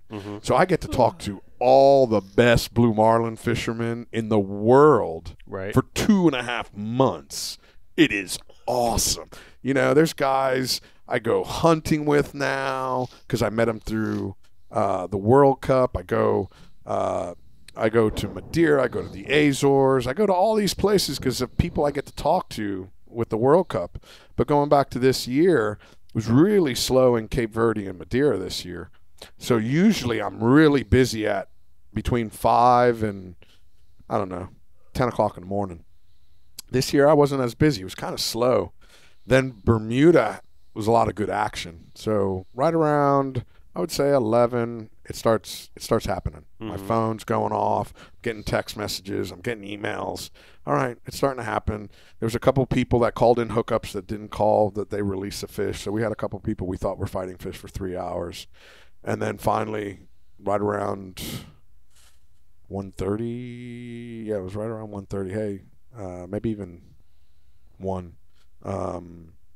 Hey, the big blue just boated a fish. I'm like, okay, you got a measurement. It's 117 by 64. And I'm like, okay. I added the measurements, and I'm like, okay, that's definitely a qualifier. So they're coming in, and I finally get the call. Jen Dudas calls me, and who runs all the Bermuda tournaments. She goes, fish weighs 714. I'm like, man, congratulations. She's like, yeah, Bermuda's back. We're gonna win the World Cup, and they haven't won the World Cup in a few years. And I'm like, okay, so then let's see, lines in. It's 8:30 or 4:30. So at 2:30, 2:45, I got a call from the Apex. Fly were hooked up. And I'm like, hey, you do know that Bermuda just weighed their fish. And it's 714. It's got to beat 714 before you kill a fish. He goes, yeah, I heard. I said, okay, just let me know. And I was on another call. And I'm just waiting for this guy to call me back. But I was on another call. And finally, I see him calling in. I said, I got to let you go. So I'm like, yeah. What's going on? He goes, Apex boated their fish. And I'm like, nice. All right. Do you have a measurement on it? He goes, 123 by 70. I'm like, whoa. So I added the numbers up, and I'm like, even with this number, it should beat the Bermuda fish. But you never know. It could be a skinny fish. It could taper off at the end. I says, are you going to continue fishing, or are you going in? He goes, no, I'm going to go in and weigh it, and then I'll come back out. I'm like, okay, how far are you away? I'll call up the charter desk. And he told me, he's like, I'm 30 minutes away. I'm like, okay, cool. So I call up the charter desk, and next thing you know, they call me up, and fish is here. We got an official weight. What is it? It's 834 and a half. Wow. And I'm like, whoa. Yeah. So they ended up winning it, but that wasn't the cool part. So one of the cool things after the World Cup is talking to the winners. Listen to their stories, what they caught it on, their excitement, maybe somebody's personal story. So I'm talking to the captain, and he's like, it was a pretty neat story. I'm like, really? Tell me about it. I was lying down on my couch while he was telling me, and got my AirPods on, and we're just shooting the shit, just telling a story. He goes, well, one of my crew members, his wife passed away in September. And he had her cremated, so we had promised that we were going to sprinkle her ashes at sea right before the World Cup. So we did. We shut off the boat, turned the engines off, only generator running, and we just drifted. And we sat there, we cried, we said goodbye to her, we sprinkled her ashes, and we kind of just did a big group hug, and kind of wiped our tears away.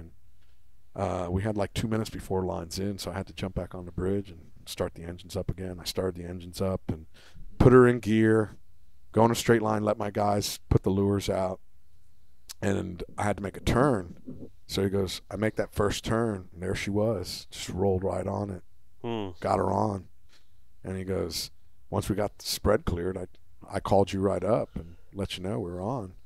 And he goes, there wasn't a dry eye on the boat. Wow. I bet. I got goosebumps just. Yeah, it was so killer. So it's one of those great things as you talk to all these fishermen that are connected by water. You know, you're very blessed in that you get to talk to some of the best fishermen around the world. And I feel I'm very blessed because I get to talk to all the same fishermen, but I also get to talk to people that don't do it every day. They might do it 5 days a year. And that, to me, that's what I love about the World Cup, is that I get to talk to those random people that may only do it 10 days a year or 20 days a year, that most of the time none of us would get a chance to. I would have never met them when I worked on boats. I get to meet them because they're fishing the World Cup. Yeah. And on that day, they're all connected. Everybody's all connected. That's it. And you know, I experience a lot of what I like to call green passion. And what I mean by that is, now, first of all, I think that's the coolest part about working in this. I hate calling it industry, but there's really no other word for it. No, it's an industry. But it's an industry. It is. But you always think of big buildings with smoky pipes whenever I say industry, but it's like, because we're not that. But the coolest thing about working in this industry is, you know, it's impossible not to become friends with the people that you deal with. Exactly. Because your passion is so aligned, right? And whether they got a ton of money and you don't, or vice versa, you know what I mean? It's like, you know, you find that common ground. That's one of the aspects of Connected by Water as a whole at its core. But I love that, yeah, you're right. I talk to the best fishermen in the world, the best captains, or anything like that. I'm talking to IGFA legends. I bring them to the table all the time. But one of my favorite type of person to talk to is someone that I think has what I've called a green passion. And that is someone that hasn't been spoiled or jaded or whatever by going around the world catching the biggest fish, works for this owner that's a multi-billionaire, and they take him wherever they go, and they've just become so numb to it all. But I love those guys with green passion that is still chasing his first marlin and working his way up to it, and then, you know what I mean, or still, man, I have to get my rooster in Costa Rica, you know what I mean? And it's like, when the way they talk, and the way they follow and chase that dragon, so to speak, is just, that's what it's all about. That's the essence of, like, and when you get a guy that is just legend beyond legend, that still believes in that green passion, that's when you know you're talking to a good one. Yeah, like, that's for sure. And that's my favorite part about all of it. It's crazy. I got my passion. I went fishing with a bunch of friends in 1998, March 29th, 1998, and they put me on my first Wahoo, stand up, full wire line. I was sore for 4 days, and they laughed at me the whole time. And I was like, I just fell in love with an amazing sport. Yeah. And I'll never forget that day, March 29th, 1998. About 5 years ago, I had somebody call me up. They're like, hey, what are you doing August blank through blank? And I'm like, oh, I'm going to go do a FAD trip. It's like, oh, I needed a wireman for the Mid-Atlantic. I'm like, sorry, dude, I'm going to go FAD fishing. They're like, don't you want a chance to win $1 million? I'm like, honestly, I'm going with 2 Cuban guys that had never caught a blue marlin, and they wanted to catch a blue marlin. And we caught, in 2.5 days, we caught 19 blue marlin. Oh, nice. And these guys, this one guy, he's a cardiologist. The first time he left Cuba, he left on a raft. It was him, another guy, and a lady. They got picked up by the Cuban Coast Guard. I don't know how far out they got. I don't think they got out very far, but they got stopped. And they're like, hey, we need to go back. There's a storm coming. And I asked him, you know, what was the storm? So once he told me the storm, I knew what day they picked him up on. They picked him up on August 23rd, 1992 or 94. Mm-hmm. Was it Andrew? It was Hurricane Andrew. That'd be 92 then. It was 92. It was Hurricane Andrew. He set sail for Florida, and they picked him up, and they're like, no, there's a hurricane coming. It was Andrew. So it saved his life. Wow. Yeah. That's awesome. All right. Is that a bathroom break? No. Next question comes from Connected by Water's legal team. Randy. Oh, it's Randy. The great Randy Strauss wants to ask you a question about marlin fishing. specifically striped marlin, as the example, the case study. Striped marlin takes the lure while trolling. Do you gun the boat or not? Oh my God! Great question. What an awesome question. That's a great question. So When he asked that one, I'm like, that might be the rum winner. That might be the rum winner. I got a story. Because, yeah, I got a story. a lot of differing opinions on that one. All right, so I'm going to tell my story, then I'm going to give you the answer. So last year I fished a tournament in Japan.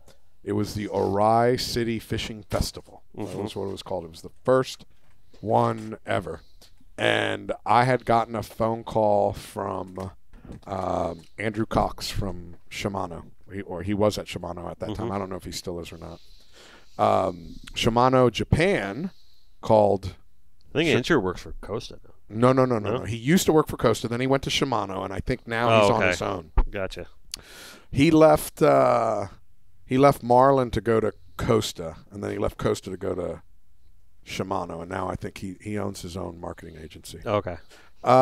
Anyway, so he's I like, haven't seen Andrew in a while, so yeah. so he reached out to me. He's like, hey, listen, they were looking for a well-known American fisherman to come fish this first ever tournament in Ori City. And they mentioned you by name because you had gone to the factory. The first time I went to Japan, I went to the Shimano factory.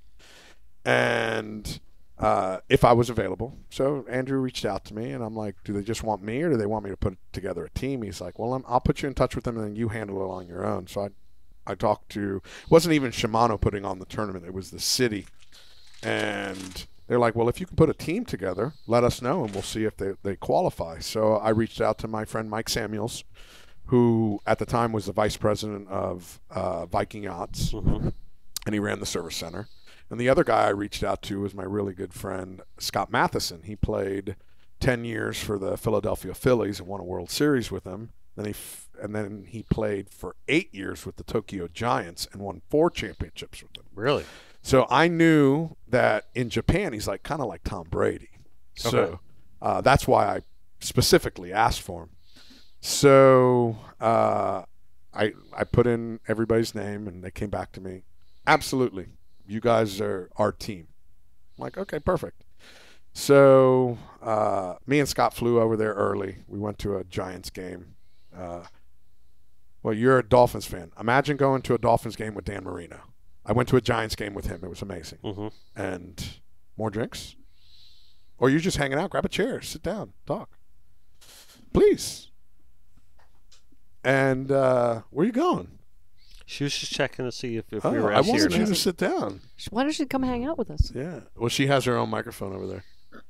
So like to anyway, put baby in the corner. She has her own realm. I love that over there. yeah, it's kind of nice. It's kind of nice. It scares me every once in a while because it's a voice, and I'm like, that didn't come from right here. That came from somewhere else. That's a costume We haven't department. said this in a while. She is the Robin to my Stern. You know, it's funny. That's exactly what I was thinking. Yeah. Yeah, you are like Robin. Okay, never mind. So anyway, we went. We fished the tournament, and sure enough, we got a doubleheader striped marlin. And what's the first thing the captain does is he guns the boat. And I'm like, my God, I haven't seen somebody do that in about 30 years. Really? Yeah. And that's my point to it. It was a very old technique. I say it was an old technique. It's more of a J-hook technique. I was going to say J-hook. It was a J-hook technique, but it was old because you get a bite, you're trying to hook that fish, as opposed to we got that fish in the spread, let's try to get another fish in the spread. You know, that's the best thing to attract a blue marlin is another blue marlin. So if you got one in the spread, you know there's one here. There might be 2. You might as well keep fishing for a second one. So to answer Randy's question, me personally, no, I would not. I would not gun the boat because I'm trying, and especially a striped marlin because they're like white marlin. They travel in packs. I want to try to. Right. That's a good point. I want to try to get as many hookups as I possibly can. All right. Well, he's got a follow-up to this, too. Follow up. And it's not really very serious. I think he's just messing around with you because you might know the answer to this one. Next morning after a long day of fishing, is it okay to have instant coffee or drip? And when he asked me that, he called me up on the phone to ask these questions. It's not like he Facebooked this or texted it to me. He called me specifically, like, okay, listen, here's what I want you to ask our friend Mr. Navarro. Neither. So I said, you know the answer to that. He goes, I know. Yeah. So I said he only drinks the ones in little tiny cups. No, I bring my espresso machine and it's pressed. He's a presser. Didn't I bring you one once for Christmas? I have it. It's at home. Okay. Yeah, I don't travel without it, man. Yeah. I love that thing. So, okay. Uh-oh, I see a name. You want to know the best thing about this is? What? Just so everybody can enjoy it. Without my glasses on, I can't see a damn thing there, so I don't know what you're asking. That's good because I have to put up the 20-point type for me to see it. So. All right, I recognize that name. Our very good friend, Chrissy Wehebe, who just recently was on the show, who we just recently had a sleigh party with at the Pompano Airport. Yes. Amazing young lady. She would like to know, this very intense fishing question, if you could have anything for Christmas, Fly, what would it be? Wow. Chrissy. Dun, dun, dun. I have to play music. Oh, the weather. Why you think? Oh, so it's one not that more. air. It's cold If I could outside. Yeah, baby, it's cold out. I'm gonna be honest with you. Every day when I give my gratefulness to God for everything that He's given me, I don't think I could ask for anything else. I am so happy with everything that He's given me.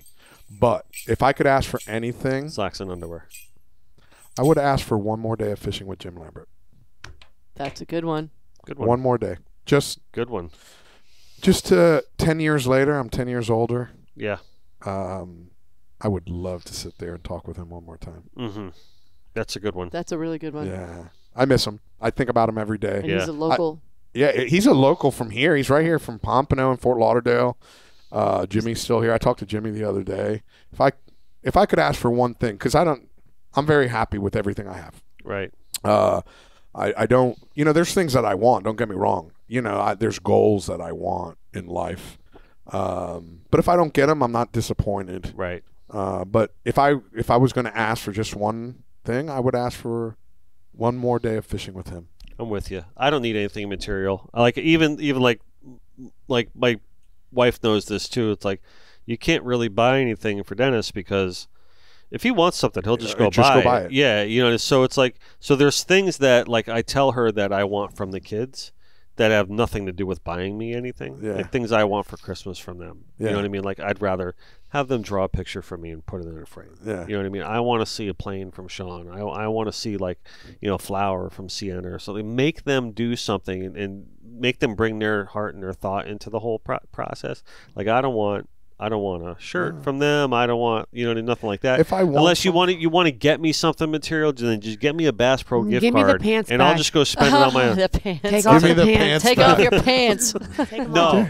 these I cherish with all my heart for many reasons, right? And they're very comfy, by the way, even though I have my shorts on underneath. So, but I get it. Why don't you text us all tomorrow? I will. That's a great idea. Just to know. Why don't you post it on Facebook tomorrow? I will. I'll do duck lips too when I take my selfie. No duck lips. We don't want to see any duck lips No. in your pants. If I Dennis. remember correctly, when I found out you were in the hospital, was you wearing socks and pajamas, Yes. and I had a picture of you in the bed, Took a picture of my feet. and you posted that. I'm like, Yeah. that's why he's not answering my damn calls. I have my next procedure in January. So you were going to say something regarding to asking? Yeah, that's it. I mean, because anything like you said, I'm very, listen. It's all said and done. If everything falls apart, whatever, like that. Like, listen. At least I gave it a shot. I quit my day job when I was 40. You know what I mean? I opened up my own business. We've been in business for 9 years, or like less than 40. I guess we've been in business for like 11 years. But I reached my goal of opening up my own art studio and doing my thing. And if it doesn't work out further in the future, and at least I did it. You know what I mean? And that really was the whole goal. And listen, you want to be successful at anything you do, but life is life, man. I don't know. It's just What you have is something pretty amazing here. When I come in here, you got this long table. This is like a family style table here. No matter who you have for guests around here, and I've been around this table a lot lately. Thanks, Carleen. It's when you sit down here, it's like I could know you for 1 week, 1 year. I see you around. I know you better now today. But this is like a comfort. This is a comfort studio. Listen, at the end of the day, right? Everyone wants to be successful, but that's defined in different ways, right? Yeah. So what we've always said that we wanted to do is that we're going to do it our way and the way that we want to do it. And whether that's the right way or the wrong way, I don't know. You know what I mean? It's your way. Yeah, and that's it. And then the primary example is this show, 173 episodes in, and it was just for no absolute reason, no concrete reason whatsoever. I just felt that I wanted to do this, and that was our launching pad for it. Like I didn't really have a strategy in mind or anything like that. We just started doing it, and I just wanted to talk to people and hang out and do the show because it's just something I've always wanted to have or do or whatever the reason. You know what I mean? Amazing. But the vibe we wanted to create is exactly what we're doing with it. You know, for better or worse, I don't know. You know what I mean? But this is the show. It's for better. And, yeah. and again, all connected by water. The guests that you have, I'm starting to meet people in the circle, and you and George and Chrissy and Travis. Awesome. Travis crossing for cystic fibrosis, amazing dude. Yeah, and we want to bring people on the show that really just speak from the heart. That's it, man. And that's what we want to get. We speak from the heart, and we all have that passion in line. So, no, I don't know. Shake it. Thanks, Chrissy. Thank you, Last Chrissy. question comes from my very good friend and happens to be my business partner, Harris Katz. Saw the picture of you and I on Facebook today. Wants to know, and I answered this for you to him, by the way. Okay. So, and I can tell you my answer. He says, You're good at that. what beard products do you use, Fly Navarro, to keep your beard so straight? Whoa! And you answered it? I did. What did you say? I'm curious. Cuban coffee. I love it. So here's the funny thing. I have the. I'm going to take it off just for a second for anybody that's watching. There you go. I keep my hair very short. Yes. I keep it. I've always kept it short because when you're fishing, you're constantly covered in salt and stuff. But I grew this beard out. I used to always grow my beard out when I started at the beginning of tuna season, and then I'd shave it off at the end of hunting season. Mm-hmm. So January 1st. But this one in particular, I've had on for since COVID. Right. And I spend more money and time on this beard in the last 3 years than I have on my head Really? my entire life. So what are you putting in there? So I would say at least once a week I put in. So what do you put in that thing? I put in beard butter. Why are you laughing? Listen, I let just me wanna tell you touch something it. about her over there, baby in the corner over there, right? There's times of this show we just talk and then you just hear her just start cracking up because she's hearing shit on her own. I don't know. That's awesome. All the time. Are you making fun of my beard products? No. No, It's your she's making global folks. I said, semen what do you that put in probably there? rolls across your chin. She started. Oh, well, actually, there are occasions, especially now that it's Christmas time. You hitting the pen again? Oh, really? Selfish. What was I going to say? Every once in a while, especially now that it's Christmas time, I've been known to hide an Oreo or two in there. Just like Trading All right. Places? Yeah. Oh, yeah. Hey, did you ever see was that? a piece salmon. of a salmon. Did you ever see that Family Guy There you go. episode? You ever see that Family Guy episode when the bird lands in his beard Oh, and he has to leave it there because an environmentalist comes by and says, "Oh, you can't touch the bird. You had to keep it in." And the bird didn't leave for like 2 weeks and had babies in his beard. oh my God. Maybe And he- maybe and Halloween. he had the environmentalist made him keep it in there. Okay, so we're going to, I want to. So what do you put in your beard to make it so beautiful? Global semen. He just told you. Oh my God. Little bit of back pressure, huh? It's just beard butter, and then every night I just condition it. It's so All right. shiny. Yeah, no. Well, I put beard butter in it. Oh, that's today. beard butter. Yeah, and all beard butter is oils to make sure it doesn't dry out. If you're fishing too much, it dries out really Yeah. bad.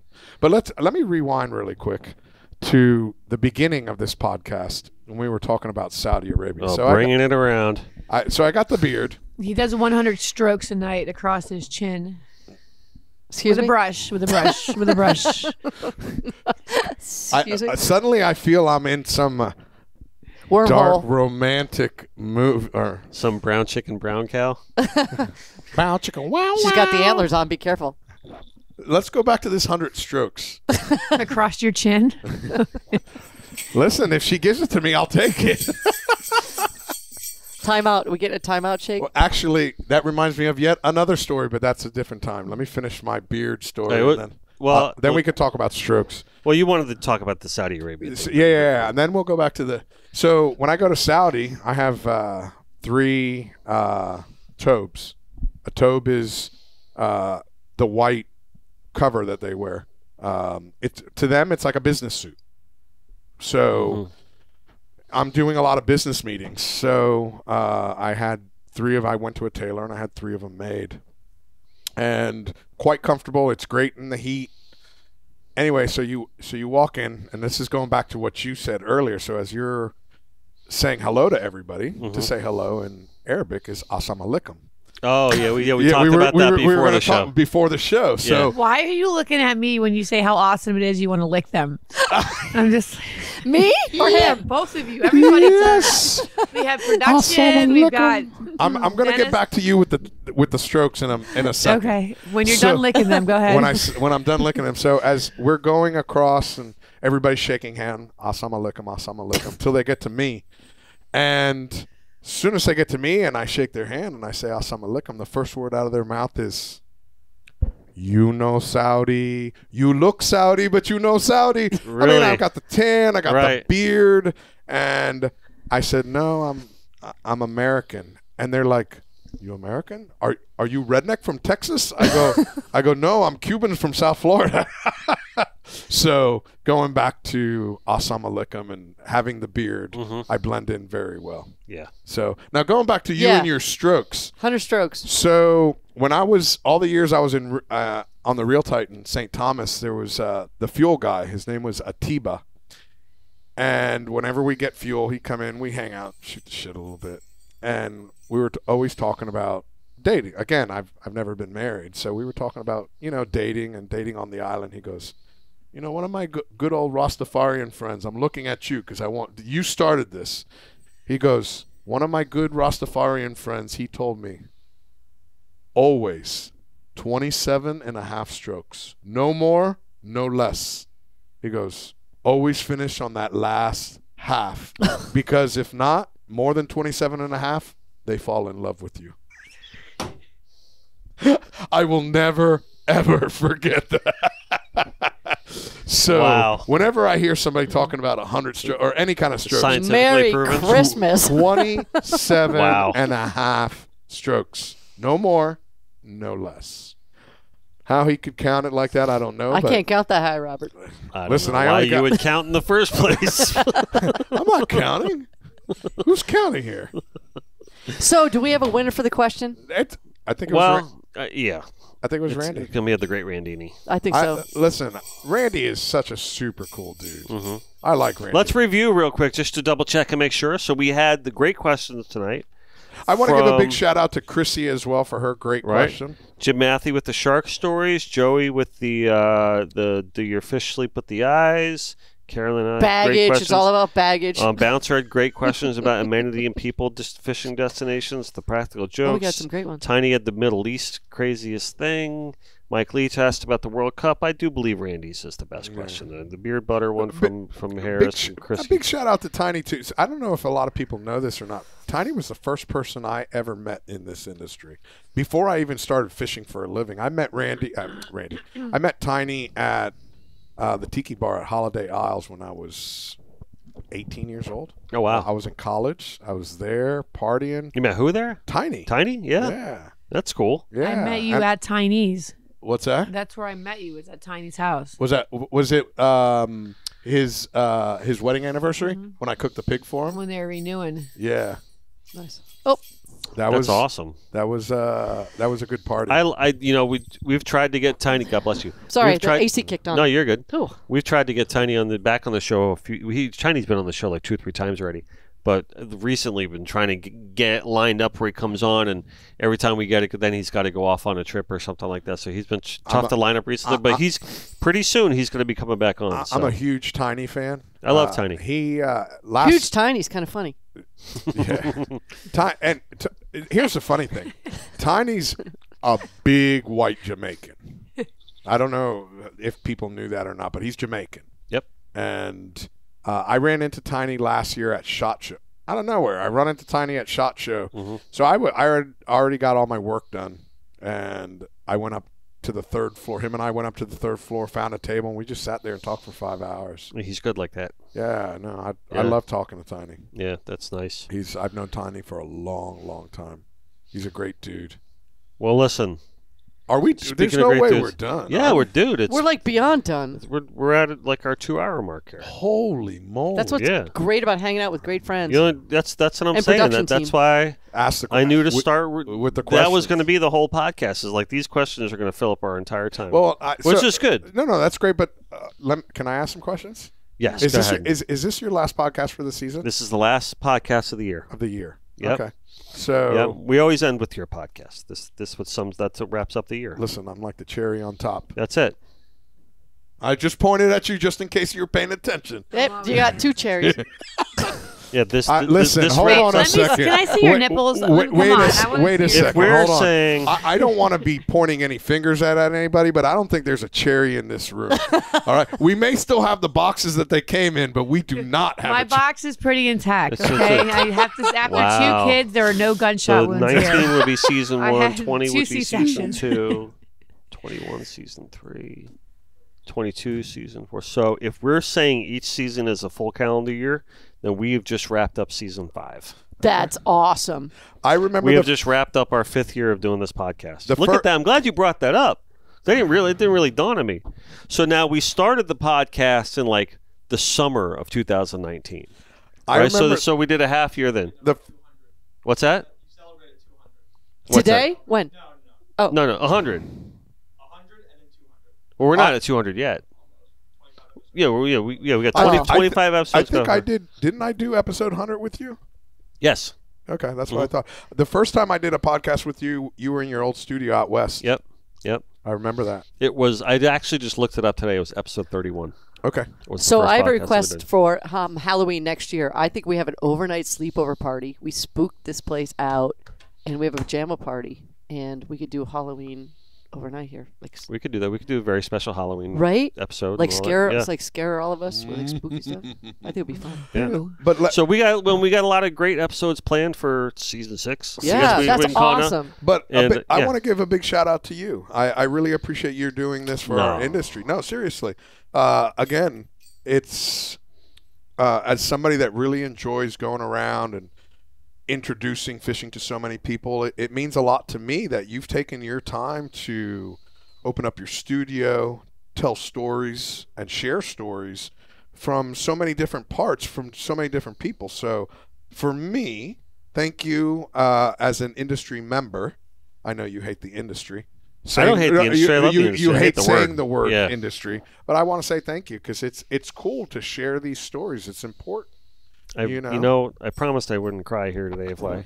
No, Well, it's no, okay. But But I almost cried twice already. And That I'm, really- I'm a that new, really does I'm a mean a new lot. girl and a new person in this whole circle, and I'm super honored to be in this circle. And you know me, I'll be wherever I need to be. You know, But you're the perfect example, actually. Of, I'm a new of, girl. Of what we try to do on the show is that I don't want to be like, okay, we're featuring this person. Okay, we featured that person. We're done with that person.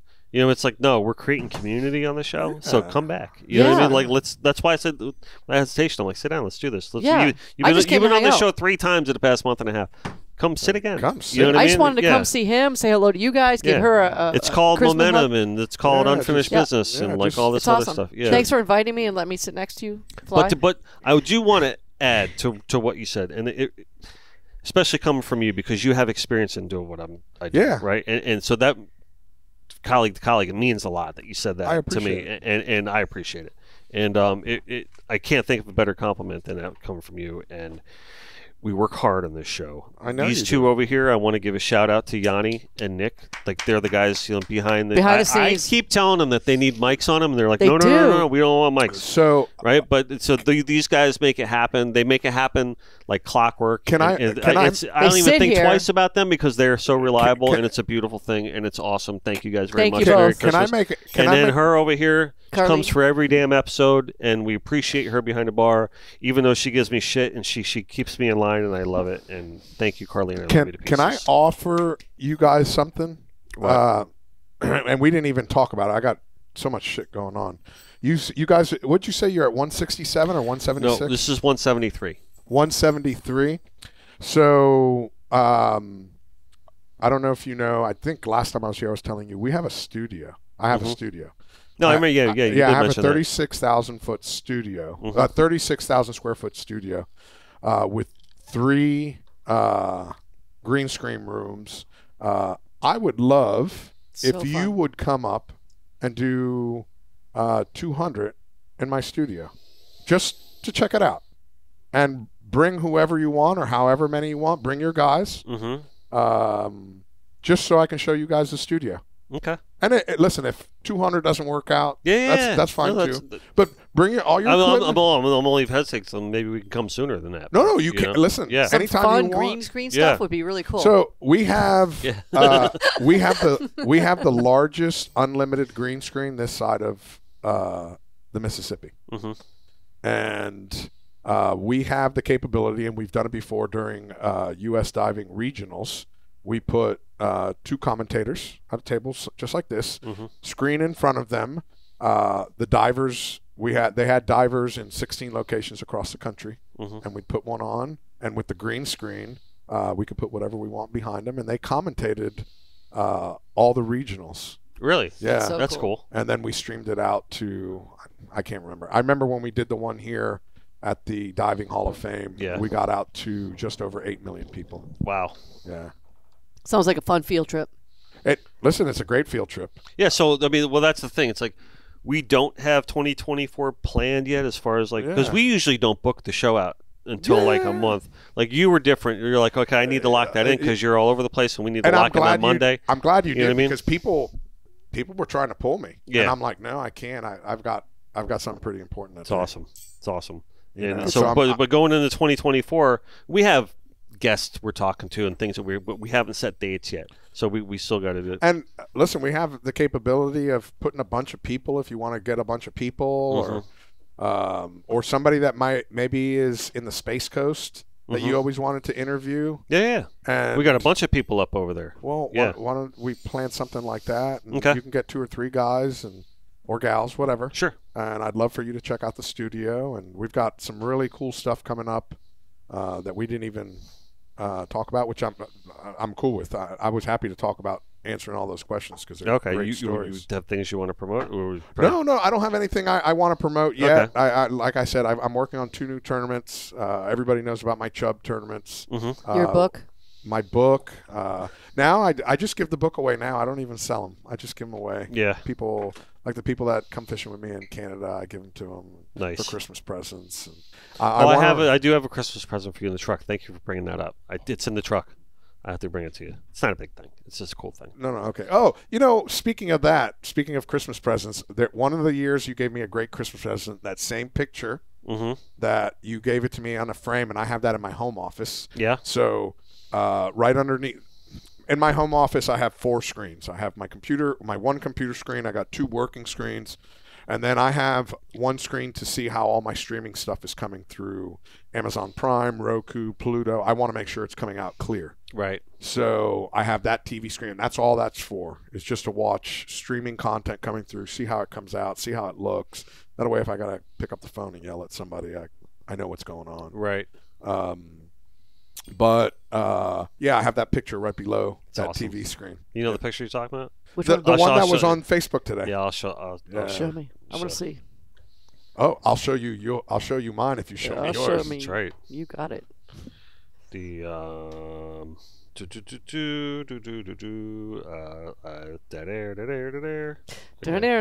So all right. So you know what? I'll just go and look at my profile. Oh, you know what? Okay, there it is. That one. Oh, that's awesome. That's the Crazy Cuban. Yes. So that's when I was doing the 365 fish. I'll show that to the camera there so they can see that up there. Yeah, the Crazy Good stuff. Cuban. So anyway, all right, listen. We're going to say Merry Christmas. Yes, we're going to say Happy New Year.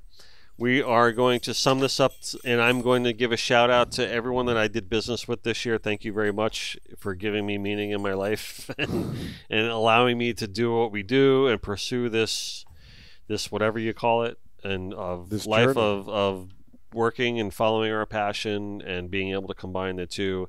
and meet the coolest people in the world. So anyone that's helped us help support the studio and our endeavors to be able to do that, we thank you, we appreciate you, we love you. Thank you to all the guests that have been on the show this year. We thank you, we appreciate you, we love you. Thank you once again to Nick and Yanni and Carlene for being, just the ultimate support mechanism for keeping this thing alive. And we hope that everyone has enjoyed the Connected by Water podcast so far. We are going to continue creating the Connected by Water podcast. We had our discussions with Papa's Polar today. They were continuing to support the show. Awesome. Starbright is continuing to support the show. We love you. We appreciate you. And we promise to grow bigger and better and just keep the train rolling here in 2024. So we're not going to stop. So rock on. Yeah. So Fly, thank you very much. Thank you. And it's it really means a lot that we've been able to keep this episode this consistent every year. Love it. And it's just the most perfect way to sum up everything for what you and I do during the course of the year. And it's really just a good way to end it for me, and hopefully you feel the same way. Yeah, so, Carolyn, thank you very much for joining us. Thank you of for course. joining us. Oh, absolutely. I just want to yeah. come see you And and of course you and Carlene and wish Yeah. everyone happy holidays. So thank you for inviting me in on the another episode. Thank you very much. And it means a lot recently, all the work that we've been able to do together and then the work that we're going to continue to do. And that's just outstanding stuff. So, Carlene, any final parting words for the end of the year? I'm looking at the what the girls done in the gallery. It looks good. Yeah. My voice is going, so I'm not going Where to say did it much. go? But no, it's just their design factory. No, where Yeah. did your voice go? Back room. That back It left out the back door. I know it didn't end up in my beard. I would have felt it. If your voice would have There's ended up in something my else in your beard. I'm not going to. Kabang. bump.